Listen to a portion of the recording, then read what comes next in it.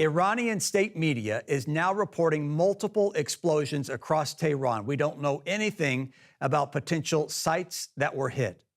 And as a result, Iran is now vowing swift retaliation. And remember, for context and perspective here, this comes as the U.S. is currently negotiating with Iran.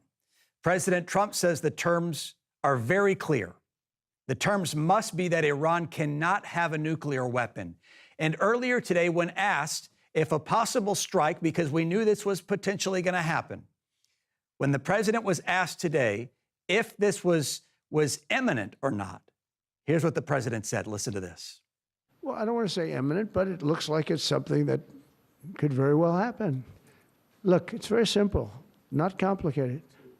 Iran cannot have a nuclear weapon. The president was also talking about other things, obviously dealing with the United States and our matters here. And he was also asked about how a potential airstrike from Israel against Iran would potentially impact the ongoing negotiations. And here's how he responded to that. Listen to this. We're fairly close to an agreement. We are fairly close to a pretty good agreement. It's got to be better than pretty good, though, but it's got to be, I'd much prefer an agreement. As long as I think there is an agreement, I don't want them going in because I think that would blow it. Might help it, actually, but it also could blow it. Now, you have to keep in mind here that you may be asking, well, why was now the time for Israel to strike? And what experts in the region will say is that there is a short window of opportunity for Israel here because right now the Iranian air defense systems are down. Remember, we have been talking about the back and forth between Israel and Iran for months now. And the last airstrike from Israel on Iran took down key infrastructure. We're going to continue to follow the story behind the scenes. We're going to return you now to Dr. Phil Primetime. I hope you enjoyed that conversation, yet we're just getting started. Dr. James Kimmel Jr. has laid out the hidden science of revenge, the craving, the consequences, and the cycle that keeps us hooked. And if you thought tonight was eye-opening, just wait. There's more to unpack. You can catch part 1 of Revenge, The High That Hurts, on Dr. Phil Primetime, on the Merit TV app, and listen to the Dr. Phil podcast available on YouTube and wherever you listen to podcasts. It's a fascinating journey. And on that journey, we talked to a man who wanted to retaliate against his ex-wife and the man she left him for. When you see how Dr. Kimmel walks him through his desire for exacting revenge, all I can say is, well, don't miss it, because understanding the truth about revenge might just change everything. Everything for you and feelings you're harboring inside. Thanks for watching. We'll see you next time.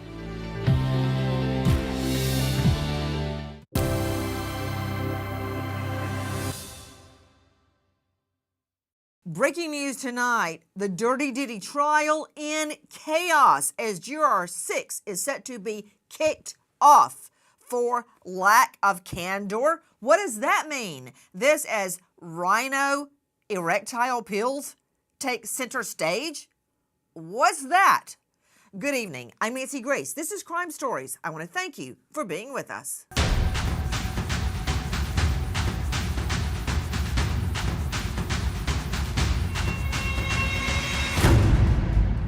Dirty Diddy? What the cuck? The worst Netflix and chill in the world. Diddy, the diddler. A set of these. Does this have anything to do with that? Why does he stand in the corner and diddle with himself? His small appendage.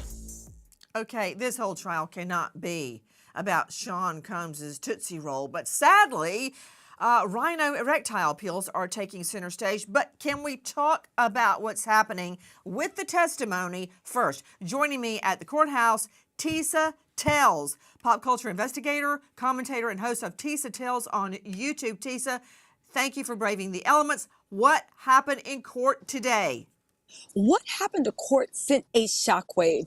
Juror 6 looks like they are going to be ejected. Everybody is wondering why that is. You know, yesterday the defense team tried to make it into an issue. They're trying to kick off a juror, but unfortunately, it doesn't really hold water. The prosecution wants this guy gone. The defense is trying tooth and nail to keep them in. However, it is shockwaves through the court. Tisa tells. Tisa, listen. Yes. Race is an issue that has been appealed all the way up to the United States Supreme Court. So just tell it. Tell it just like it is. And I'll get into the law with Greg Morse. All right? So just tell it. Don't mince words. Go. Okay. All right, Diddy's team is grasping at straws once again. And I find it funny that someone that is saying now that they're trying to get black people kicked off the jury. I find it funny that Diddy is pulling the race card where literally just a month ago, he had no black people on his legal team. Again, they're grasping at straws. They're trying to turn it into, you're trying to persecute a rich black billionaire. They're trying to turn it into, this is unjust. Again, much like the mistrial motions, and every time he's actually pulled out anything dealing with race, it looks like the judge is not falling for it, and Diddy's team is in meltdown mode about it. Okay, Tisa tells, don't move. Straight out to a veteran trial lawyer. And if you could, just for this one time, please, Greg Morse, take your defense hat off and let's talk about Batson v. Kentucky. Greg Morse joining me, veteran criminal defense attorney at Morse Legal. He's the author of Untested on Amazon at morselegal.com. He's won a lot of cases. Of course, they're all guilty. But that said, he got them off. Now, Morse, let me talk to you about Batson v. Kentucky, okay, which turns into U.S. v. Batson. It was a Kentucky case where the state prosecuted Batson, and the prosecution was accused of throwing people off the jury simply because they were black. That's unconstitutional. You can't do that. You have to have a legitimate reason for throwing a juror off, and that's got to be articulated by either side if asked. When I struck juries, I had a note, copious notes, beside each juror that I interviewed.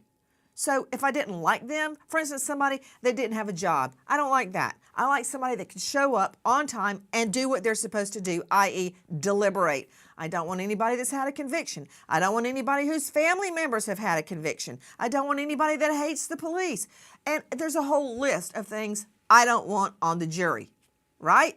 So here, at this juncture, the state's already put this person on the jury. They had to do something since the inception of the evidence that has concerned the state. And we are hearing Greg Morse, quote, lack of candor. In other words, they weren't completely truthful about something. And that's exactly what it is. It was most likely something in the jury selection process, voir dire, it's called. And the Batson challenge, we agree on. That's exactly what it is. You have to have a race-neutral reason, and you have to show there wasn't a pattern to exclude jurors based on race or sexual orientation. And it's a very easy standard, as you pointed out, to overcome. That's It all is. about That's jury why. selection. But the defense is just dovetailing onto what they argued in voir dire to challenge them trying to get juror number 6 off right now. So they're carrying forward their Batson argument to, hey, this just is what they've been trying to do the whole time, and they're continuing now in the middle of trial. I am surprised that the judge said he would decide on Friday this issue. In my experience of 25 years, judges deal with this issue right away, because it's serious if you're going to remove a juror and put an alternate in their place. So I don't know why it's going on. Okay, Tisa Tell's joining us outside the Monaghan Federal Courthouse. What more can you tell me about him? Have you been watching him? Has he done anything unusual? And I'm very curious about how this has bubbled up. How does the state know he has had a, quote, lack of candor? I think we all know what that means. Where's this coming from? Listen, everybody is saying that it is some type of paperwork issue. Of course, if it was something more, the judge wouldn't even hear arguments. Honey, but see, N-O. And nobody's getting thrown off the jury for a paperwork issue. Okay, I don't even know what that is. You know what? But with the lack of candor, it could be something with immigration. It could be he lied about his job. But more importantly, it could be some type of link. Now, would I ever accuse a juror of doing something imprudent? Absolutely not. But you got to think about Diddy. Diddy is the one that is driving this case. And I believe Diddy is the one that is driving the prosecution or worries. Again, who exactly was Diddy nodding to? Who exactly was Diddy thinking he was connecting to? Again, at the end of the day, voir dire was Okay, fair. there you go. There you go. There you go, Tisa. Was this the juror number 6, with whom Sean Combs is connecting? Okay. That could be it. I don't know how that fits in with the claim of lack of candor. Okay, I'm going to get into the whole juror being thrown off, which could create chaos in the courtroom. I can tell you that from having challenged jurors in the past, and we've seen how trials have gone off the rails. When jurors start to disappear one by one by one, then you're in a whole world of trouble. If you run out of jurors, the case is over. Combs is allowed 12 jurors, impartial jurors, his peers, and if he doesn't get 12, it gets down to 11, it's over. It's a mistrial. That's what we're talking about. The other problem is if there's anything done incorrectly or inappropriately with taking this juror off, you have reversible error. So the state is walking a tightrope right now. Can we talk about rhino pills? What are they and what do they have to do with this case, Tisa tells? Apparently, rhino pills are something that help Jane Doe get over the disgust of having to perform for her partner. Now listen, rhino pills came up. I had to go and look it up. It is something that is sold over the counter at sex shops. It's supposed to make you strong like bull. But also, Jane Doe said that she just wanted to grit her eyes and get it over with. Now, the funny thing is, when she said that, we saw a visible reaction from Sean Combs. He seemed like he was very, very insulted and maybe even a little enraged at the implication that the sex she could do without. She said that she even bought them matching shorts because to see them standing in their own shorts and their own underwear, it was just a bad look. She felt disgusted by it. So she bought the rhino pills to make the performer go quicker. Again, it's funny when you saw Sean Combs' body language, he was agitated and he was insulted. Again, as much as they're trying to humiliate our little bunny rabbit, Sean Combs is the only one that is actually being humiliated. I can't imagine a man that powerful into perversion, into just dominating and controlling, finds out that his lover just wanted to get it over with because all she wanted was for him to hold her. That was his value to her. Now, this is what I know. Straight out to Dr. Bethany Marshall joining us, psychoanalyst out of the LA jurisdiction, author of Deal Breakers on Amazon. You can see her now on Peacock. She's at drbethanymarshall.com. Dr. Bethany, rhino erectile pills. Okay. I don't know a lot about the male psyche, but I know for some reason they don't want you to know they're taking rhino erectile pills. Where do you get them? Okay, Walmart, gas stations, convenience stores. You know when you go up to pay for your gas, I don't know if you make somebody else do that for you, but I have to go pay for my own gas. And they have like ginseng and energy drinks and all sorts of OTC, over-the-counter cure-alls and miracle drinks and drugs. That's where they are, rhino erectile pills. And I don't know if they're FDA approved. I doubt it. And they improve stamina, increase erections, and extend the time of intercourse. Marketed under various names like Crazy Rhino 25,000, Platinum Rhino 25,000, and so on. Lack of FDA approval. Okay, that's not good. But why, as you heard Tisa Tells talk about how Sean Combs acted embarrassed, what exactly was he doing when rhino pills came up, Tisa Tells? How do you know he was humiliated? Well, first, he leaned in like he was a little bit angry, right? He looked to his side. Then he realized what she was actually saying and that she continued. And then he did the courthouse shuffle, looking at the screen, looking down, praying and wishing that this moment would actually pass. Okay, Bethany, jump in. Okay, you missed the fact that rhino pills last 8 times longer than Viagra, which I think is interesting. But think about this. P. Diddy orchestrates the entire scene. He's in control of everything, from ordering the escorts, putting them on a plane, paying for the matching shorts, which sounds like a slumber party for 12-year-olds personally.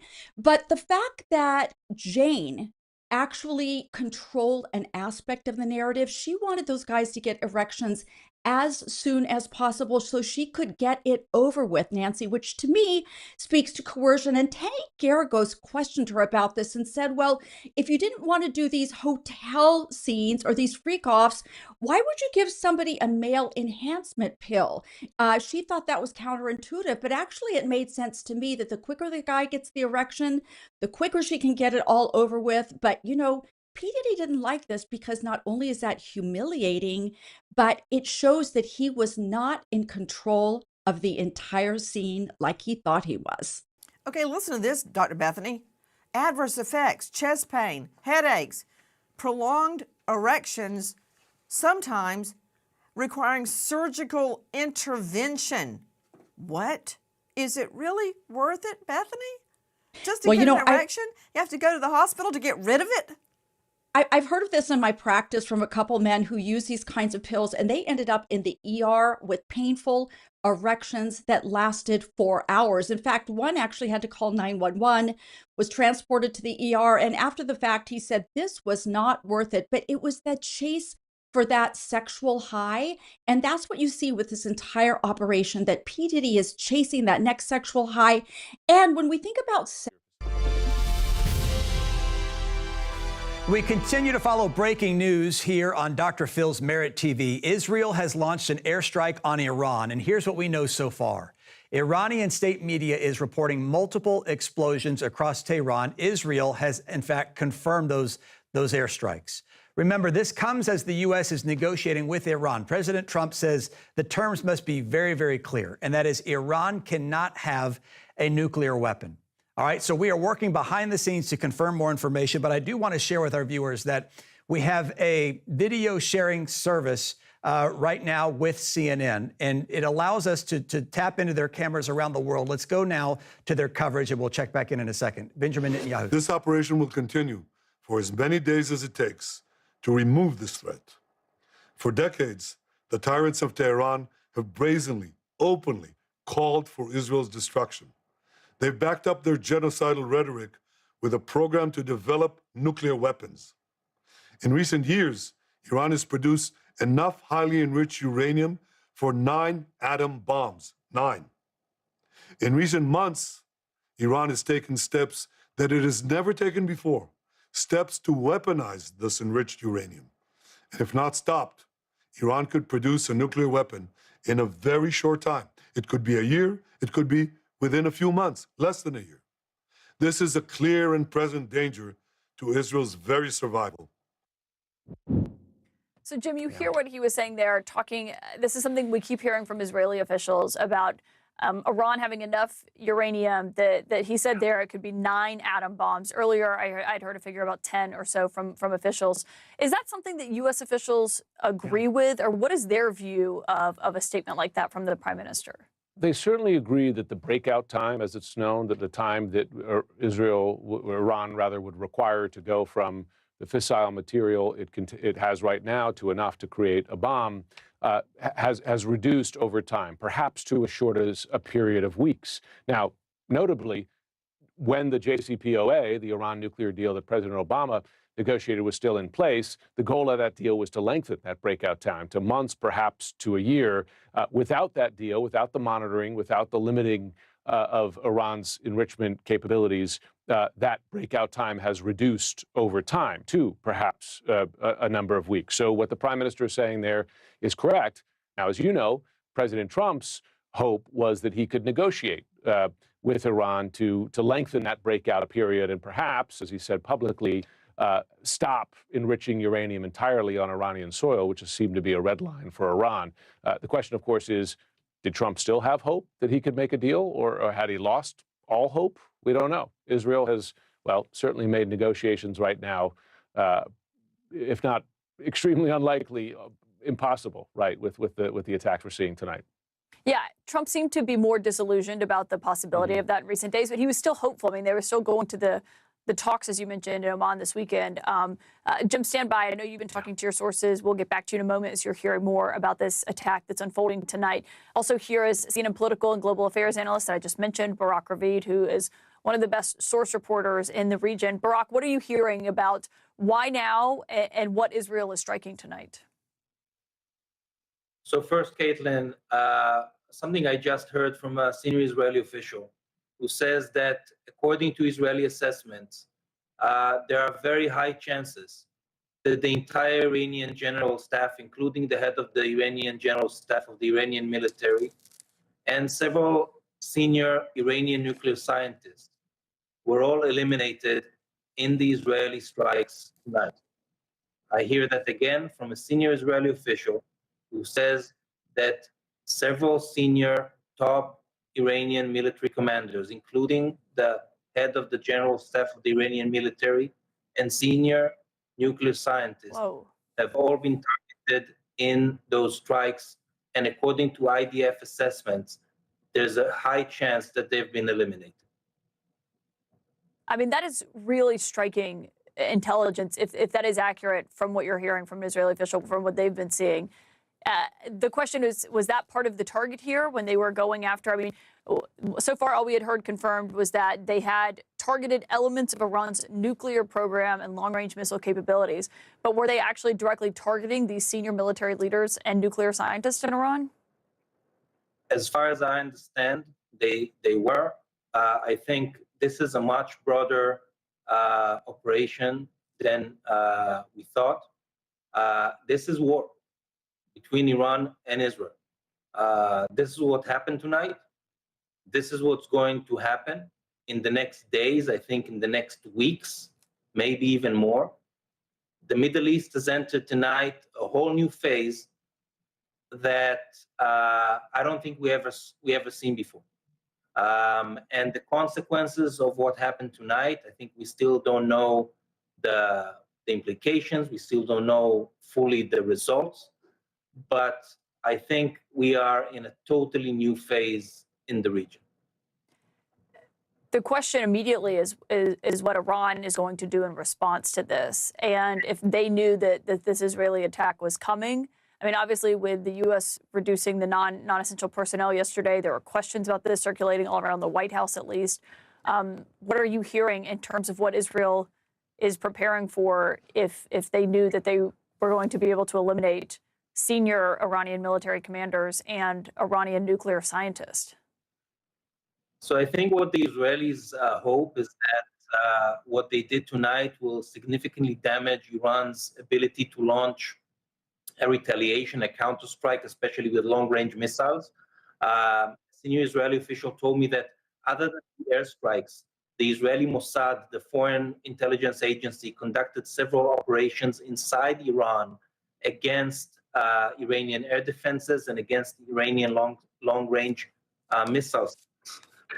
But in any case, the IDF has already issued statement to the entire Israeli population that they expect an Iranian retaliation with launching of long-range ballistic missiles and drones, as we saw last October and as we saw in April of 2024. But those Iranian attacks are expected to be much, much wider and stronger. And the question is whether Israel's air defenses can hold, or whether they're going to be overwhelmed by the Iranian retaliation. If they are overwhelmed, the damages are expected to be very, very high on the Israeli side. And I mean, just what you're saying here is really striking, Barak. And just, for people who aren't familiar, you are truly one of the best source reporters. And for you to say this is opening up an entirely new phase in the Middle East is obviously not something you say very lightly here. What are you going to be watching for in the next few minutes and hours and days here? To me, by the way, one of the most striking things tonight was the fact that Secretary of State and Acting National Security Advisor Marco Rubio has issued a statement just a few minutes ago. There is one thing that is not written in this statement. He did not say that the U.S. supports Israel. I think this is something that I cannot remember when a Secretary of State of the United States during wartime between Israel and an adversary, and it's like arch enemy like Iran, and Secretary of State of the United States puts out a statement and does not say that the U.S. supports Israel. And I think it says a lot about what the Trump administration thinks about this move. I just want to reread that statement to everyone, just so they know fully what you're talking about. It is from Secretary Rubio, and obviously there is a real question of how President Trump is going to respond to this, because he clearly did not want this to happen. He said it publicly. Rubio said, quote, "Tonight, Israel took unilateral action against Iran. We are not involved in strikes against Iran. Our top priority is protecting American forces in the region. Israel advised us that they believe this action was necessary for self-defense. President Trump and the administration have taken all necessary steps to protect our forces and remain in close contact with our regional partners. Let me be clear, Iran should not target U.S. interests or personnel." I mean, you're completely accurate when you say there is no statement there saying the United States stands behind what Israel has done here. All right, so we want to bring things back here to Dr. Phil's Merit TV to update you on what we know about the situation happening in that region right now. When we went to that feed from CNN, you heard from Israeli Prime Minister Benjamin Netanyahu. All right, he issued a recorded statement just a short time ago. It runs 7 or so minutes in length. We're going to watch that, and we'll have more context and perspective after this. Let's watch. Moments ago, Israel launched Operation Rising Lion, a targeted military operation to roll back the Iranian threat to Israel's very survival. This operation will continue for as many days as it takes to remove this threat. For decades, the tyrants of Tehran have brazenly, openly called for Israel's destruction. They've backed up their genocidal rhetoric with a program to develop nuclear weapons. In recent years, Iran has produced enough highly enriched uranium for 9 atom bombs. 9. In recent months, Iran has taken steps that it has never taken before, steps to weaponize this enriched uranium. And if not stopped, Iran could produce a nuclear weapon in a very short time. It could be a year, it could be within a few months, less than a year. This is a clear and present danger to Israel's very survival. 80 years ago, the Jewish people were the victims of a Holocaust perpetrated by the Nazi regime. Today, the Jewish state refuses to be a victim of a nuclear Holocaust perpetrated by the Iranian regime. Now, as Prime Minister, I've made it clear time and again, Israel will never allow those who call for our annihilation to develop the means to achieve that goal. Tonight, Israel backs those words with action. We struck at the heart of Iran's nuclear enrichment program. We struck at the heart of Iran's nuclear weaponization program. We targeted Iran's main enrichment facility in Natanz. We targeted Iran's leading nuclear scientists working on the Iranian bomb. We also struck at the heart of Iran's ballistic missile program. Last year, Iran fired 300 ballistic missiles at Israel. Each of these missiles carries a ton of explosives and threatens the lives of hundreds of people. Soon, those missiles could carry a nuclear payload, threatening the lives not of hundreds, but of millions. Iran is gearing up to produce 10,000 of those ballistic missiles within 3 years. Now just imagine 10,000 tons of TNT landing on a country the size of New Jersey. This is an intolerable threat. It too must be stopped. Iran is now working on what it calls the new plan to destroy Israel. You see, the old plan failed. Iran and its proxies tried to encircle Israel with a ring of fire and to attack us with the horrible attack of October 7th. But the people of Israel, the soldiers of Israel, rose like lions to defend our country. We crushed Hamas, we devastated Hezbollah, we hit Iranian proxies in Syria and Yemen. And when Iran directly attacked us twice last year, we struck back inside Iran itself. Yet in defending ourselves, we also defend others. We defend our Arab neighbors. They too have suffered from Iran's campaign of chaos and carnage. Our actions against Iran's proxy Hezbollah led to the establishment of a new government in Lebanon and the collapse of Assad's murderous regime in Syria. The peoples of those two countries now have a chance for a different future, a better future. So too do the brave people of Iran, and I have a message for them. Our fight is not with you. Our fight is with the brutal dictatorship that has oppressed you for 46 years. I believe that the day of your liberation is near. And when that happens, the great friendship between our two ancient peoples will flourish once again. I want to assure the civilized world, we will not let the world's most dangerous regime get the world's most dangerous weapons. And Iran plans to give those weapons, nuclear weapons, to its terrorist proxies. That would make the nightmare of nuclear terrorism all too real. The increasing range of Iran's ballistic missiles would bring that nuclear nightmare to the cities of Europe and eventually to America. Remember, Iran calls Israel the small Satan. It calls America the great Satan. And this is why for decades, it's led millions in the chants of death to Israel and death to America. Today, Israel is responding to those genocidal calls with action and with a call of our own. Long live Israel and long live America. Our action will help make the world a much safer place. I want to thank President Trump for his leadership in confronting Iran's nuclear weapons program. He has made clear time and again that Iran cannot have a nuclear enrichment program. Today, it is clear that Iran is just buying for time. It refuses to agree to this basic requirement of peaceful nations. That is why we have no choice but to act, and act now. The hardest decision any leader has to make is to thwart a danger before it is fully materialized. Nearly a century ago, facing the Nazis, a generation of leaders failed to act in time. They were paralyzed by the horrors of World War I. They were determined to avoid war at all costs, and they got the worst war ever. They adopted a policy of appeasement. They closed their eyes and ears to all the warning signs.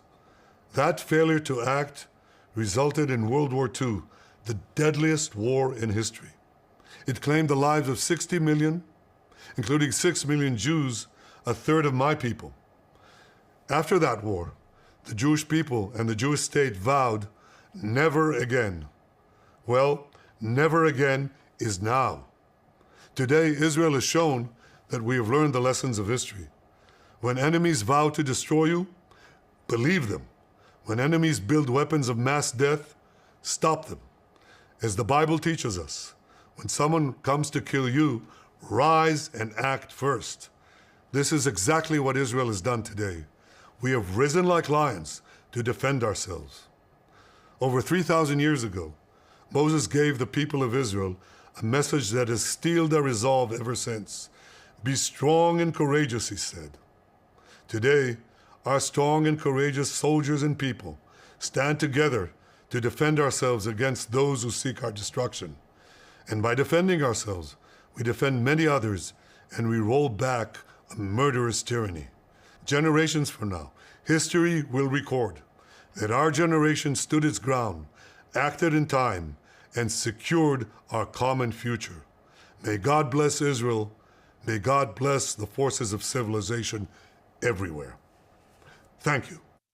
Again, that was Israeli Prime Minister Benjamin Netanyahu, who recorded that statement earlier tonight or early Friday morning there in Israel. And several things jump out to me personally. Number one, that was clearly a recorded statement that was meant for the American people. And I say that because he mentioned President Trump by name. He talked about the size of Israel, and he compared it to that of New Jersey. And he also talked about Iran calls Israel the little Satan, but calls America the great Satan. All right, so there were several things there that clearly that prepared statement was intended for our audience. I want to bring in Gerard Filitti now, national security and counterterrorism expert. He's also senior counsel at the Lawfare Project, which secures the human rights of Jews around the world. And also to his right is Lieutenant General Dan Karbler, former commander of the U.S. Army's Space and Missile Defense Command. General Karbler, I'd like to start with you, sir. Your thoughts on the timing and what we're seeing tonight out of Israel in terms of the airstrike on Iran. Yeah, Chris, I thought what Prime Minister Netanyahu said was really right on. And what we're seeing here now is a policy of preemption. If you see your adversary if you see them preparing themselves, whether it's nuclear capabilities, ballistic missile production, and then their rhetoric of attacking you, death to Israel, when that comes out, you have got to take action. As Prime Minister Netanyahu said, he said, rise and act first. And it really shouldn't come as a surprise. I mean, for the past 2 months, if you rewind the tape just a couple of months ago, we deployed a lot of our U.S. Patriot forces from the Pacific, which is ostensibly our #1 priority to counter China. But we deployed those forces from the Pacific to the Middle East because we knew that should Israel take action, we're going to have to provide those capabilities to defend American soldiers and other assets in the Middle East. And then just recently, some of the counter drone capabilities that were destined for Ukraine were diverted to the Middle East, again, in anticipation of an Israeli attack, and then to have those capabilities to defend our soldiers and assets from any kind of Iranian counterattack into Israel or against U.S. forces in the Middle East. Gerard, as I turn to you, a lot of people want to know, why now and the timing. And obviously, when we hear from the Prime Minister, he talks about enough enriched uranium to create 9 atom bombs. And so he says the time was now. But also, sources will say that the time to act is now also because of the air defense systems in Iran were taken out in a previous airstrike by Israel, right? And so what do you make of the timing right now? There were a lot of things that contributed to this timing. I think that we also saw the report from a UN watchdog this week that Iran was exceeding the capabilities it needed to enrich to weapons grade. It was going faster than scheduled. It was not cooperating with any Western observation. So there was this concern, very legitimate concern, that Iran was speeding up its nuclear enrichment program. At the same time, it was walking away from or stalling negotiations, which are still scheduled to be occurring this weekend. But even President Trump has gotten frustrated by the Iranians' intransigence. So the combination of these factors and the fact that Iran was steadily rebuilding its air defense capabilities over the last few months to the point that they might actually be more of a challenge for Israel or American forces to bomb nuclear facilities, this meant that the timing now is very fortuitous and the right time to strike. Lieutenant Karbler, there was a statement released by Secretary of State Marco Rubio, and I want to show our viewers that, and I want to get your reaction. Tonight, Israel took unilateral action against Iran. We are not involved in strikes against Iran, and our top priority is protecting American forces in the region. Israel advised us that they believe this action was necessary for its self-defense. President Trump and the administration have taken all necessary steps to protect our forces and remain in close contact with our regional partners. Let me be clear. Iran should not target U.S. interests or personnel. Lieutenant General Dan Karbler, again, back with us. Your thoughts on the last statement there. Let me be clear when it comes to striking U.S. personnel and interests in the region. Yeah, so back to my earlier comments about we deployed Patriot battalions worth of Patriot batteries to the Middle East from the Indo-Pacific region and the counter UAS capabilities that were destined for Ukraine, again, in the Middle East to protect our forces, because it's really twofold. First, it's a deterrent to Iran. If you attack us, we're going to protect all the soldiers and assets in the Middle East, so you will not gain any benefit of attacking. And now you will give us cause to counterstrike against you. Our soldiers and assets are protected, and now we will counter against you. And I have to think that the discussions between the Israeli prime minister and the Trump administration is basically to make sure that they had U.S. support for any kind of counterattack. once the U.S. forces were defended from any kind of Iranian attack. So you've got to put a credible statement out there, which we saw the Secretary of State do. You've got to have credible defenses to protect our soldiers in order to deny benefit to Iran, any attacks that Iran would have. Mm-hmm. And then finally, then you want to be able to impose unacceptable cost against Iran should they decide to attack against us. So really, frankly, I'm not surprised at the timing of this. And again, as the Prime Minister said, it is time to rise and act first in this policy of preemption. Gerard, what do we know about potential targets that were hit in Tehran?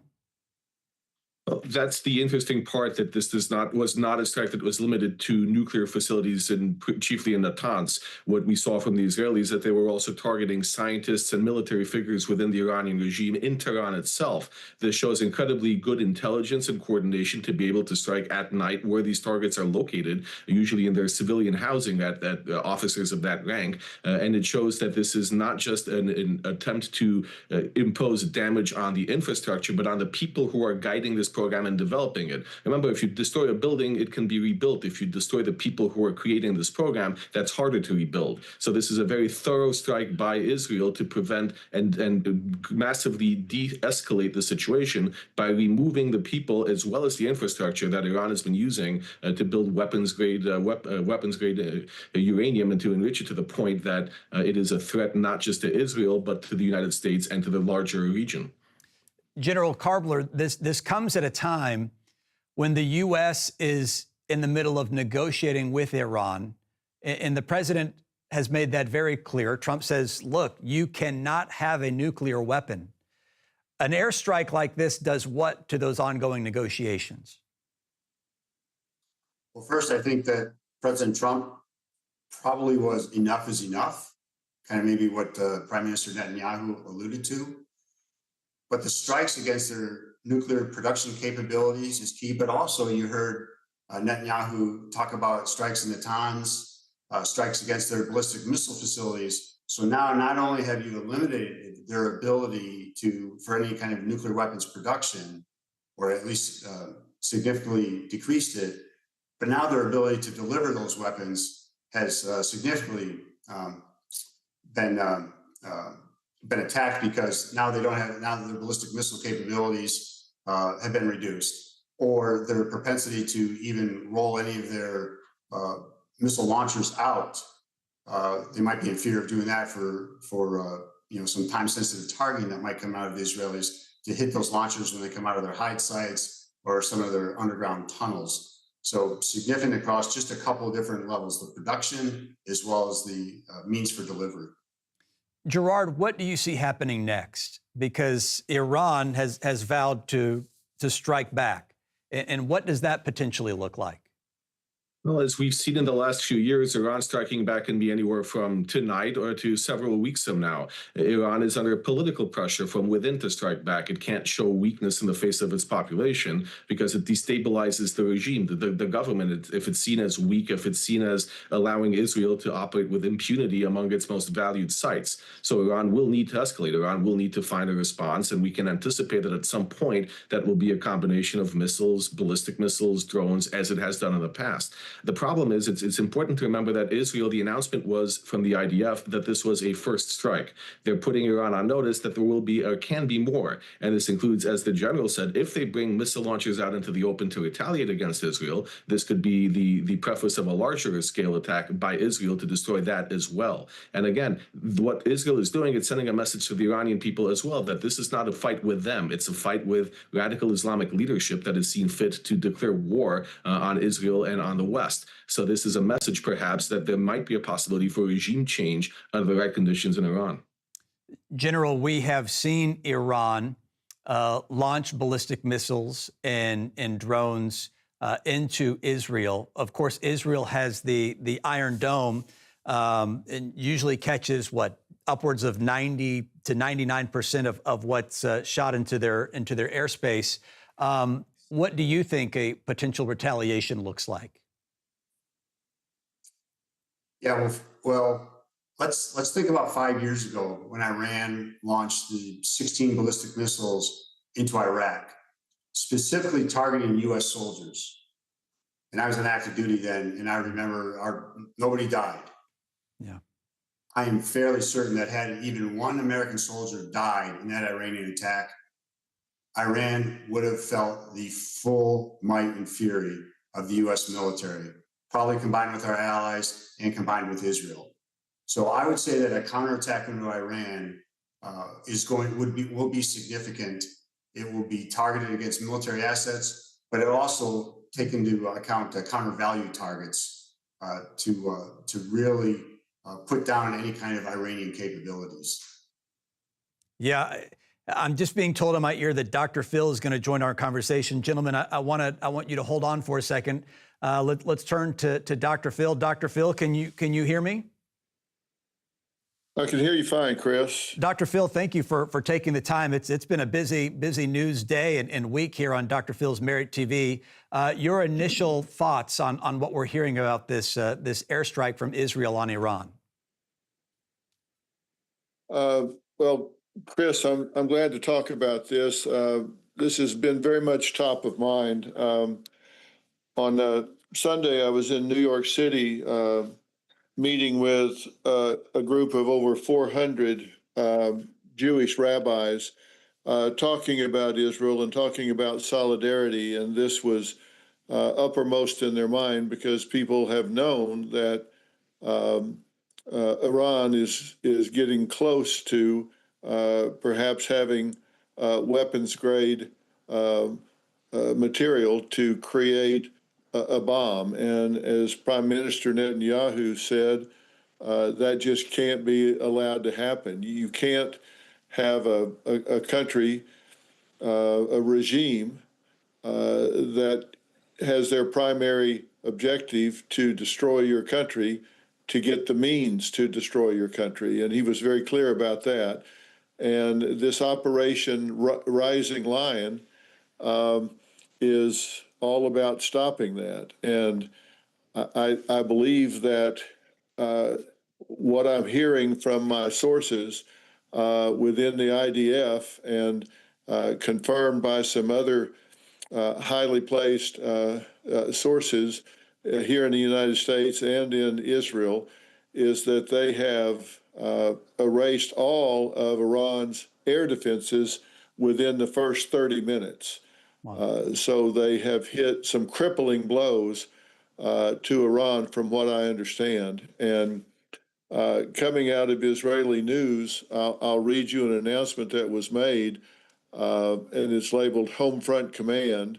Announcement to all Israeli citizens: do not go outside or walk around the streets except for essential and urgent needs. Stay near protected areas. And due to recent security developments and in accordance with the instructions of the security and aviation authorities in the country to close the airspace over the state of Israel, El Al Airlines is announcing the suspension of its flights to and from Israel. So they have closed their airspace at this point. And the IDF has made the official statement that they have launched a preemptive strike against Iran's nuclear program. And while it isn't confirmed on the air in Israel, they are announcing that they have made these strikes and wiped out the entire general staff of the military there and the senior nuclear staff, and as well as many of the senior scientists that are working on this nuclear project. So it appears that they have gone after the nuclear program, the nuclear sites, and those people that are leading that program and working on that program from a scientific standpoint.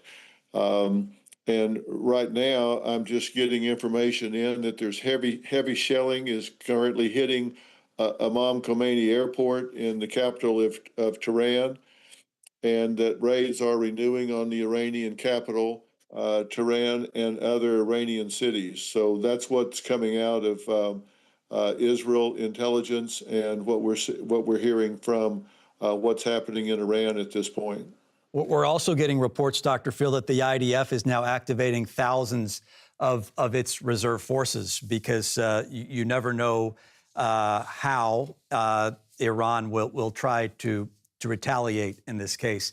You know, as you were talking, we have you in what we call a picture-in-picture, right? So our viewers can see, like, for example, right now, these are images out of Tehran. But as you were talking, we were flipping through images of President Trump and Israeli Prime Minister Benjamin Netanyahu. We have the images back up now.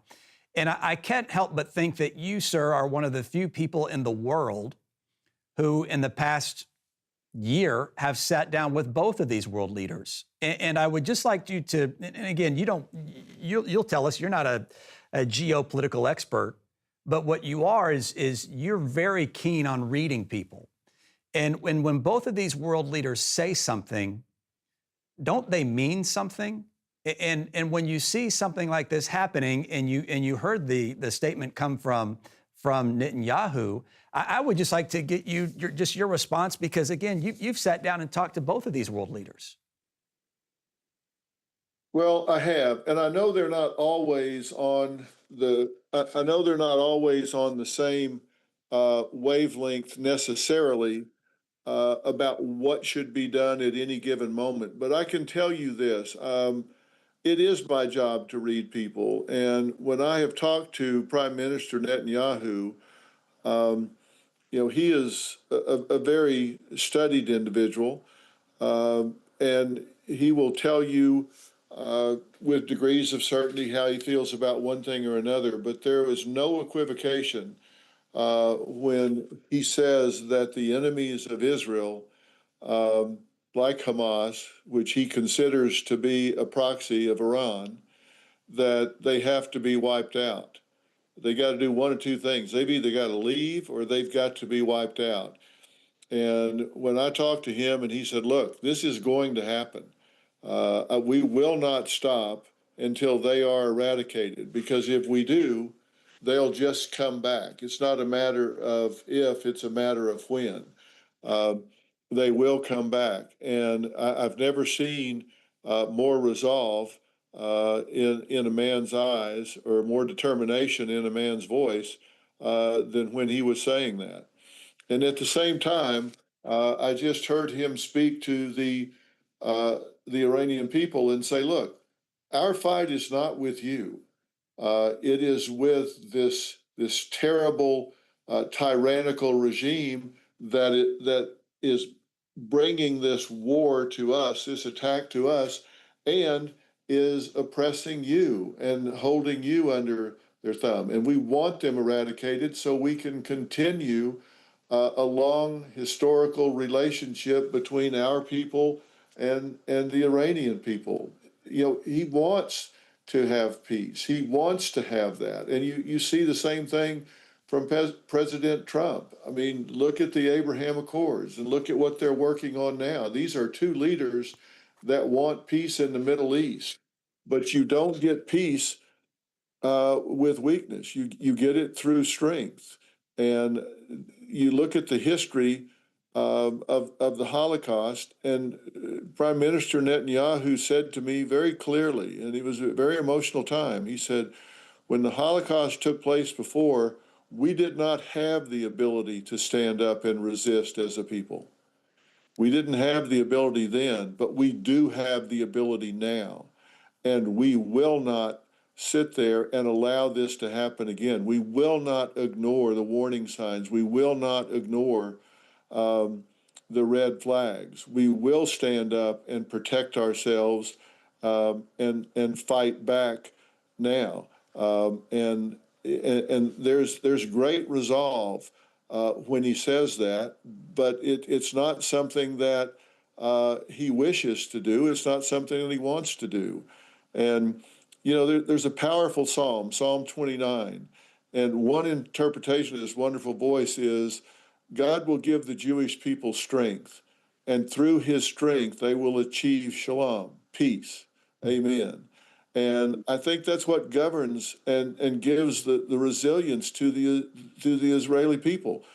They want peace. They want to live in harmony. They want to be able to live with their neighbors in peace and have a give and take relationship. But that's not going to happen if you allow these people to get nuclear weapons. That's an existential threat to the state of Israel, and before long will be an existential threat to Europe and to the rest of the world. Well, especially when you hear, according to the Israeli prime minister, that Iran has enough enriched uranium to create 9 atomic bombs.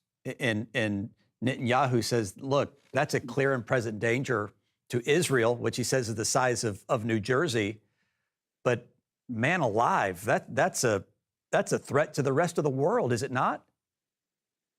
Well, they're developing a ballistic missile program, and it's the key to the ballistic missiles is range.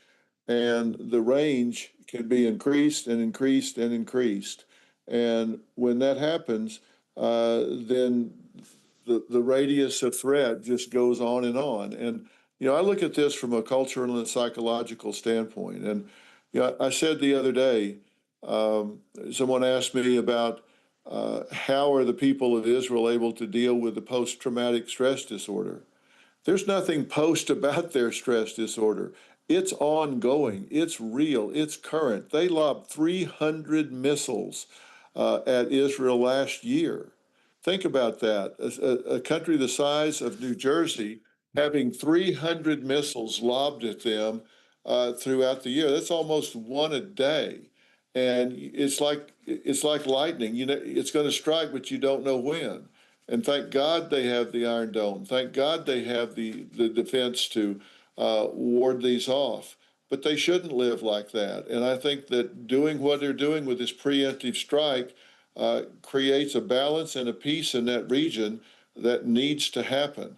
And this is a preemptive strike for peace.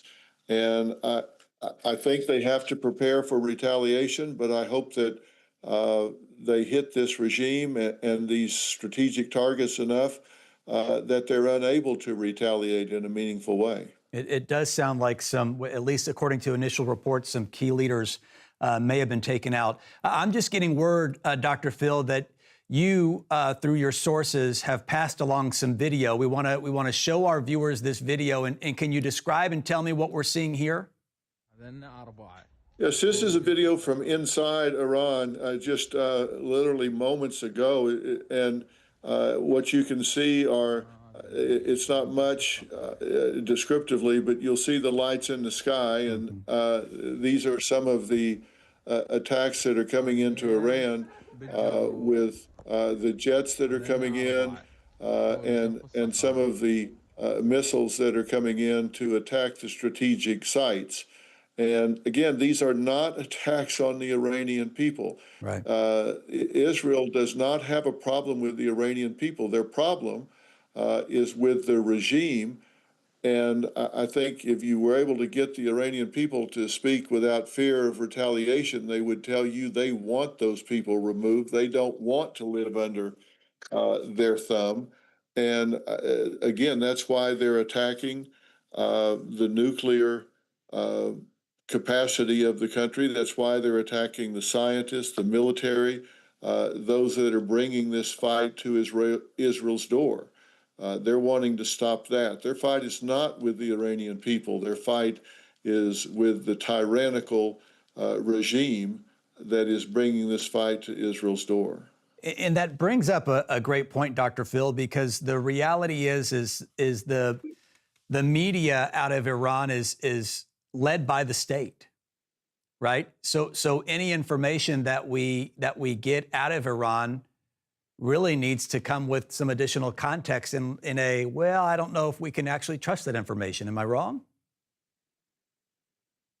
Well, here's the thing. Your story goes pretty well when you're the only one telling it. And there is only one source telling that story, and that's what their people hear, and that's what the world hears. And sometimes you get confirmation bias setting in, and when people hear only what they want to hear, then you get a very biased view. And I know that the Israeli people are seeking peace, and they will continue to assess this situation on an hour-to-hour and day-to-day basis and do what the situation requires. And hopefully, then people will be able to get the truth. They'll be able to find out what's really going on when these people are eradicated and the lies are exposed, and the people will be able to see what's really been going on outside their borders. As you were talking, I just got confirmation from our producers in the booth that the commander-in-chief of the Iranian Revolutionary Guard Corps was taken out in tonight's strikes. As you mentioned, several scientists are high-level scientists are reportedly also targeted, as well as the uranium enrichment facilities where these are everything's being built. I want to turn to your thoughts on U.S. Because the concern now is, well, obviously before this, because the United States saw that an attack was imminent, though we didn't know when, at least not publicly, though you could argue President Trump knew more than he probably told the American people, that diplomats in the region, U.S. diplomats, were taken out of the region. So it does sync with the idea that we knew something was on the horizon. You can read the tea leaves by what you're seeing, the rhetoric coming back and forth. But the potential for U.S. involvement here, it only escalates, don't you think? It only escalates if there's some type of retaliation, specifically if a U.S. interest in the region is targeted. Would you agree? Well, certainly, and I hope that doesn't happen. Yeah. And I hope that the strikes are successful.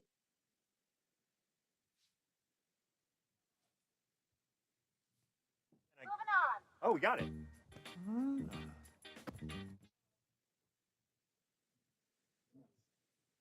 Okay, we Dr. Phil, we lost your microphone. We're going to try and see if we can't get that back. Do we have him back? No? Okay. And just so you know, talking to my executive producer, I didn't get what you said you wanted me to get. I'm looking at him right now.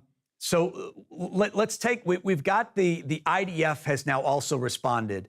And we want to see if we can pull up the IDF's statement here. Can we do that real quick? Because the IDF is the Israeli Defense Forces for you at home. And they responded, they sent a statement out. I'm just going to read this to you real quick. Oh, it's a video. Can we play the video? Do we have it? Okay. So it's another video that was released a short time ago. This from the Israeli Defense Forces. Listen to this. For years, the Iranian regime has called for the destruction of the state of Israel, planning and advancing concrete military plans to do so. Okay, how about now? Over the past few months, intelligence has shown that Iran is closer than ever to obtaining a nuclear weapon. This morning, the IDF began preemptive and precise strikes targeting the Iranian nuclear program in order to prevent the Iranian regime's ability to build a nuclear bomb in the immediate time frame. We have no choice. We are operating against an imminent and existential threat. We cannot allow the Iranian regime to obtain a nuclear weapon that would be a danger to Israel and the entire world. This operation is for our right to exist here, for our future and for our children's future. The State of Israel has the right and the obligation to operate in order to protect its people and will continue to do so. The IDF conducted significant preparations for this operation. We are well prepared, both in defense and offense, to defend ourselves. The IDF will continue to defend the State of Israel. Okay. All right, and I just want to read a quick report. This is from the New York Times. So the New York Times is now reporting that Israel attacked at least 6 military bases around Tehran and residential homes at 2 highly secure complexes for military commanders and multiple residential buildings around Tehran in what appears to be targeted assassinations, according to 4 senior Iranian officials. All right. Again, we have word that the commander-in-chief of the Iranian Revolutionary Guard Corps was also taken out in these strikes. As we work on trying to get reconnected with Dr. Phil's audio, make sure we can hear him and see him, I do want to turn back to Lieutenant General Dan Karbler. Mr. Karbler, when you hear, General, what I was just saying that the New York Times is reporting, what do you make about these targeted the targeted approach and the very specific areas they were going after? Uh-oh, we don't have his microphone either, unless it's just me. Maybe you muted yourself while you were listening. Okay. Should be unmuted. Got you. Yes, sir. Go ahead. Okay, great. We call this left of launch. So before a missile even leaves a launcher or a silo or airplane leaves the runway, we want to do left of launch operations. We want to attack it on the ground. We want to attack all those capabilities that go into producing a missile, whether that's the missile materials, the missile themselves, the scientists, or the leaders who are at the head of the command and control to make any kind of attack preparations or approve any kind of attack plans. So we're seeing classic left of launch operations being conducted by Israel. I mean, to take out the head of the IRGC is a significant attack in a way to take down their command and control and take down their effective leadership. You know, they are very centralized. So they will not operate empowered. They will not operate decentralized. They have got to take their commands from higher. So when you decapitate the head at the tops of the command and control, it will send the rest of their forces into disarray. Then on top of that is you take out all their air defense capabilities. So now, as I said before, those launchers do not want to come out of their hide sites. They do not want to come out of their tunnels because they know they're going to be targeted and destroyed. And frankly, if you're working in the nuclear program or you're another Iranian leader, you don't know if you have a crosshair on your head right now. And so you're probably going to go to ground. You're not going to get on your cell phone. You're not going to be able to do effective command and control. So what we've seen here is classic left of launch to really decapitate any Iranian capabilities to strike Israel. Well, let me take this a step further, General, because the New York Times is reporting, as we are, that the commander of the Iranian Revolutionary Guards has been taken out. His name is General, and I'm probably going to mispronounce this, Hossein Salami. He was killed. The New York Times is also reporting that at least 4 senior officials were also taken out in at least one of those strikes. So are we, General, are we starting to see the potential, the end of this regime? If you say that they take their commands from the top down, if the top leader is taken out and 4 of his top associates are taken out, what does that mean for the regime moving forward?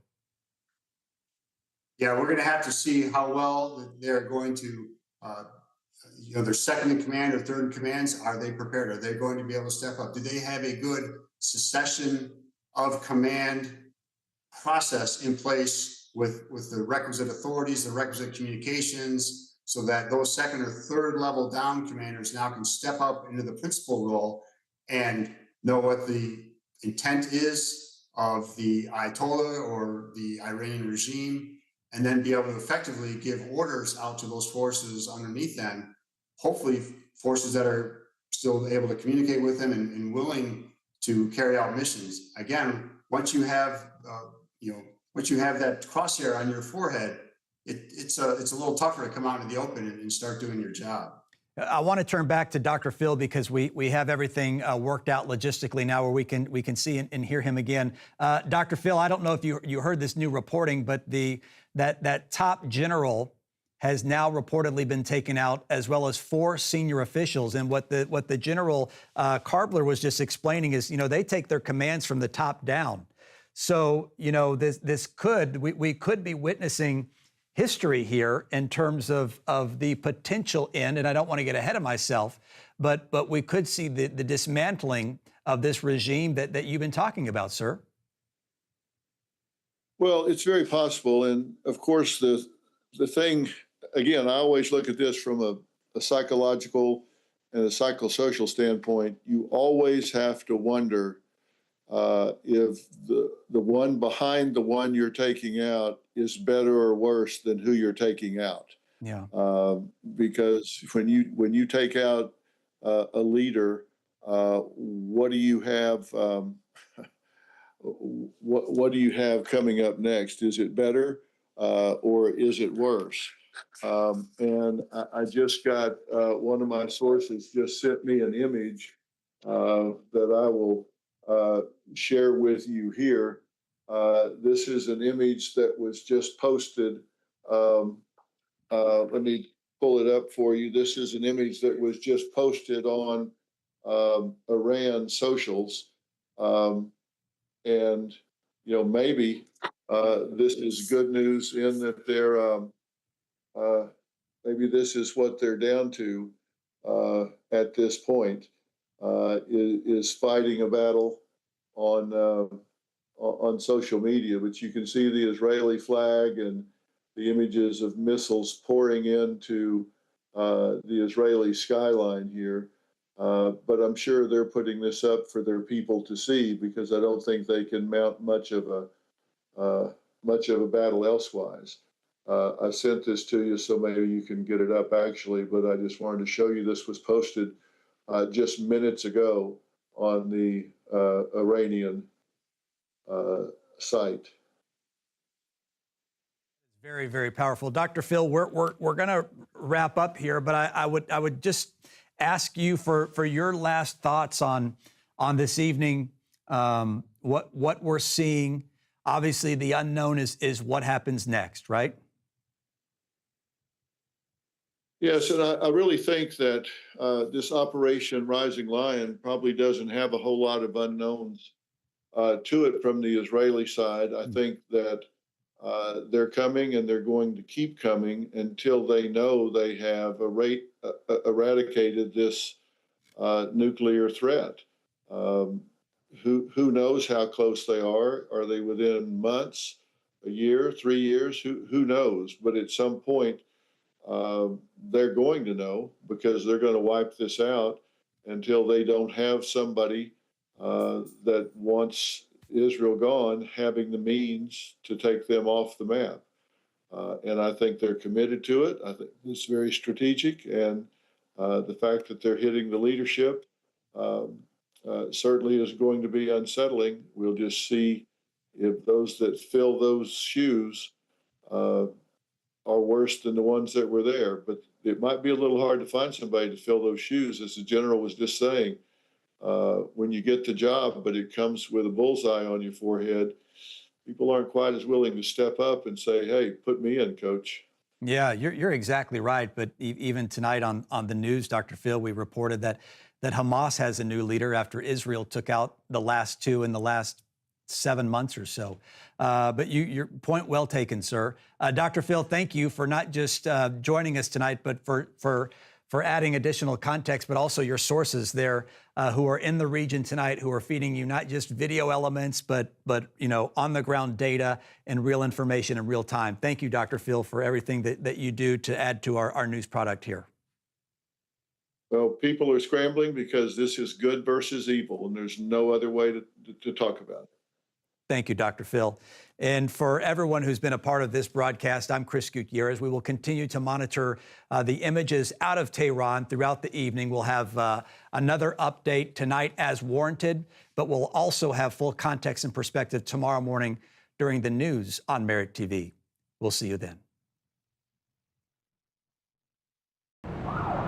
In a world that's flooded with noise, remember this. The truth doesn't always just show up on the surface. You really have to uncover it yourself.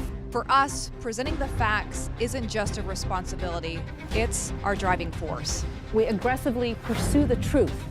We look at every side and its context until the full story emerges. We show you what it is, and we let you decide the rest. This is the news on Merit TV.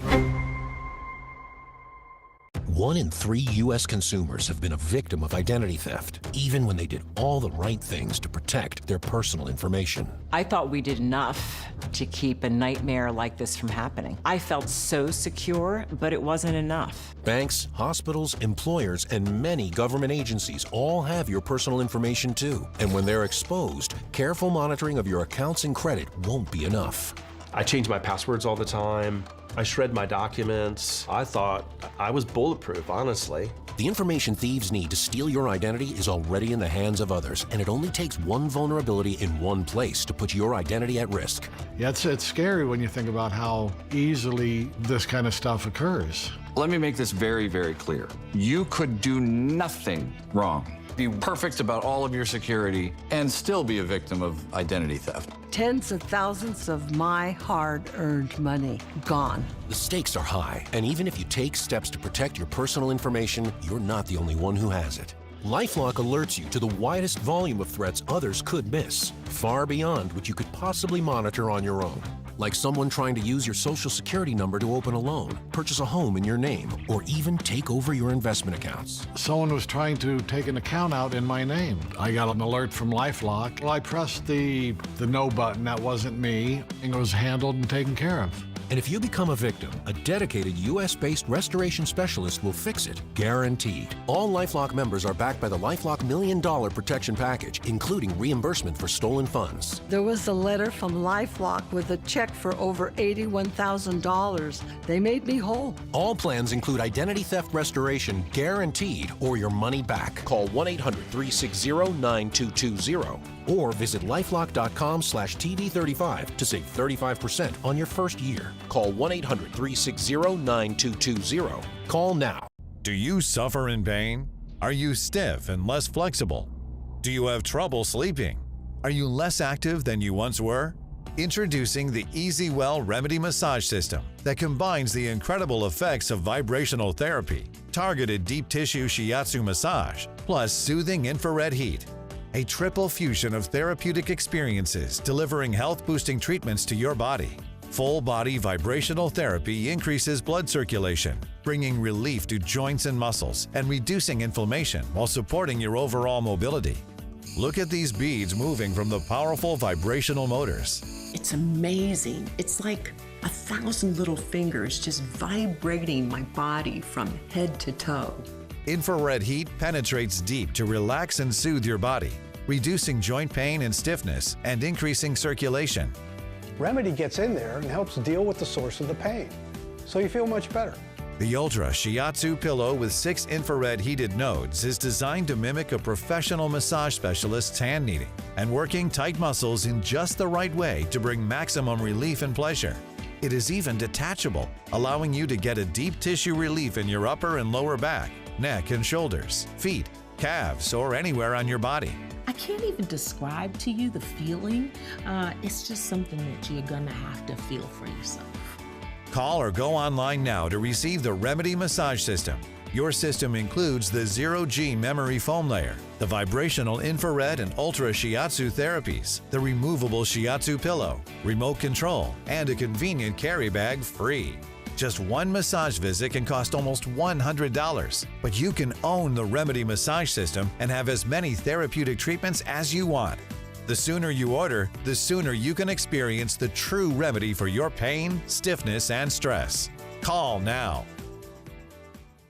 What does that even mean? This crisis isn't manufactured. MSNBC's news coverage is manufactured. That's what's manufactured. You have outliers that throw things and cause damage.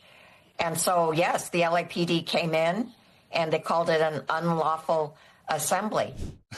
She apparently had no idea that on her split screen were burning cars set ablaze by outliers. So while she's talking, they're showing, well, it just didn't seem to go with her rhetoric at the time. MSNBC again. It's actually relatively mellow, even though it might not seem that way. It's like a sort of, you know, another thing that happens at protests like this is that they sort of settle into almost like a celebratory atmosphere. Celebratory atmosphere. The third one is the charm from MSNBC. Most of the crowds, again, that I saw, that I spoke to, that I was interacting with, these are peaceful people that want to get their message across. They brought signs. They're out with families in some places. Great place to take kids. I don't think so. The headlines, same story. CNN. Trump seizes on Los Angeles protest in contentious use of military amid migrant crackdown. Trump escalates his battle with California. LA Times. Trump wants LA to set itself on fire. Let's rebel smarter. Well, a little too late to rebel smarter. LA is already on fire. And for what reason? Because ICE made 45 arrests, including a 55-year-old illegal resident from the Philippines. Who was this charmer? He was convicted of burglary, sexual penetration with a foreign object, and assault with intent to commit rape. And a Mexican national with a rap sheet that includes shooting up a house and vehicle with people inside, battery on a spouse or cohabitant, willful cruelty to a child, driving under the influence, and assault with a semi-automatic firearm. An illegal alien from Vietnam with a criminal history that includes a conviction for second-degree murder. The list goes on. Look, this was not a witch hunt to round up Abuela Maria. It's law enforcement getting criminals off the street. So what does the left do? Encourages everyone to become criminals by blocking freeways, setting fires, throwing rocks, destroying city property, and attacking federal agents. Might as well hold up a sign that says, "I'm a violent criminal. Please arrest me." And do you think this unrest is limited to Los Angeles? Well, think again. Flash to Dallas. Hundreds gathered downtown Monday night in solidarity with LA protesters. They chanted, "Abolish ICE," waved Mexican and Palestinian flags, lit firecrackers, and held signs like "End Mass Deportations" and "Immigrants Make America Great Again." Police shut down the Margaret Hunt Hill Bridge, declared an unlawful assembly, fired pepper balls to push crowds back. The real story? This isn't just about immigration, it's about media betrayal. This isn't just protest anymore. Everybody has the right to protest. That's one of the things that makes this country such a wonderful place to be. This is a movement fed by media distortions and open hostility toward any effort to enforce the law. Abolish ICE? What's that, like defund the police? What does that even mean? What does it look like when you abolish ICE? We just don't have borders anymore? We just absorb everybody that wants to come? And who's pushing that? People that live in gated neighborhoods, people that don't deal with overstressed infrastructure and schools? Take a look at this MSNBC so-called journalist making a case that there's nothing wrong with coming and staying in the U.S. illegally. There are more people of color that live in Los Angeles than white people at this point, and many of those people are undocumented. Those people are our neighbors, our coworkers, our classmates, our friends, our parishioners, fellow parishioners in churches. They are part of the fabric of the city of Los Angeles. The media isn't just rewarding bad behavior by sugarcoating it, encouraging it. They're actually saying, hey, this is okay. They're creating criminals. They're lying to viewers, even though the video speaks for itself. Look, here's the thing. If you really disagree with Trump, protest peacefully or go home. You have the right to protest. You have the right to assemble. You have the right to carry your signs. You have the right to chant your slogans. But when you start attacking agents, when you start attacking vehicles, when you start setting things on fire, you make a bad situation way, way worse. Before we go, I want to tell you this. This is why mainstream media viewership has tanked.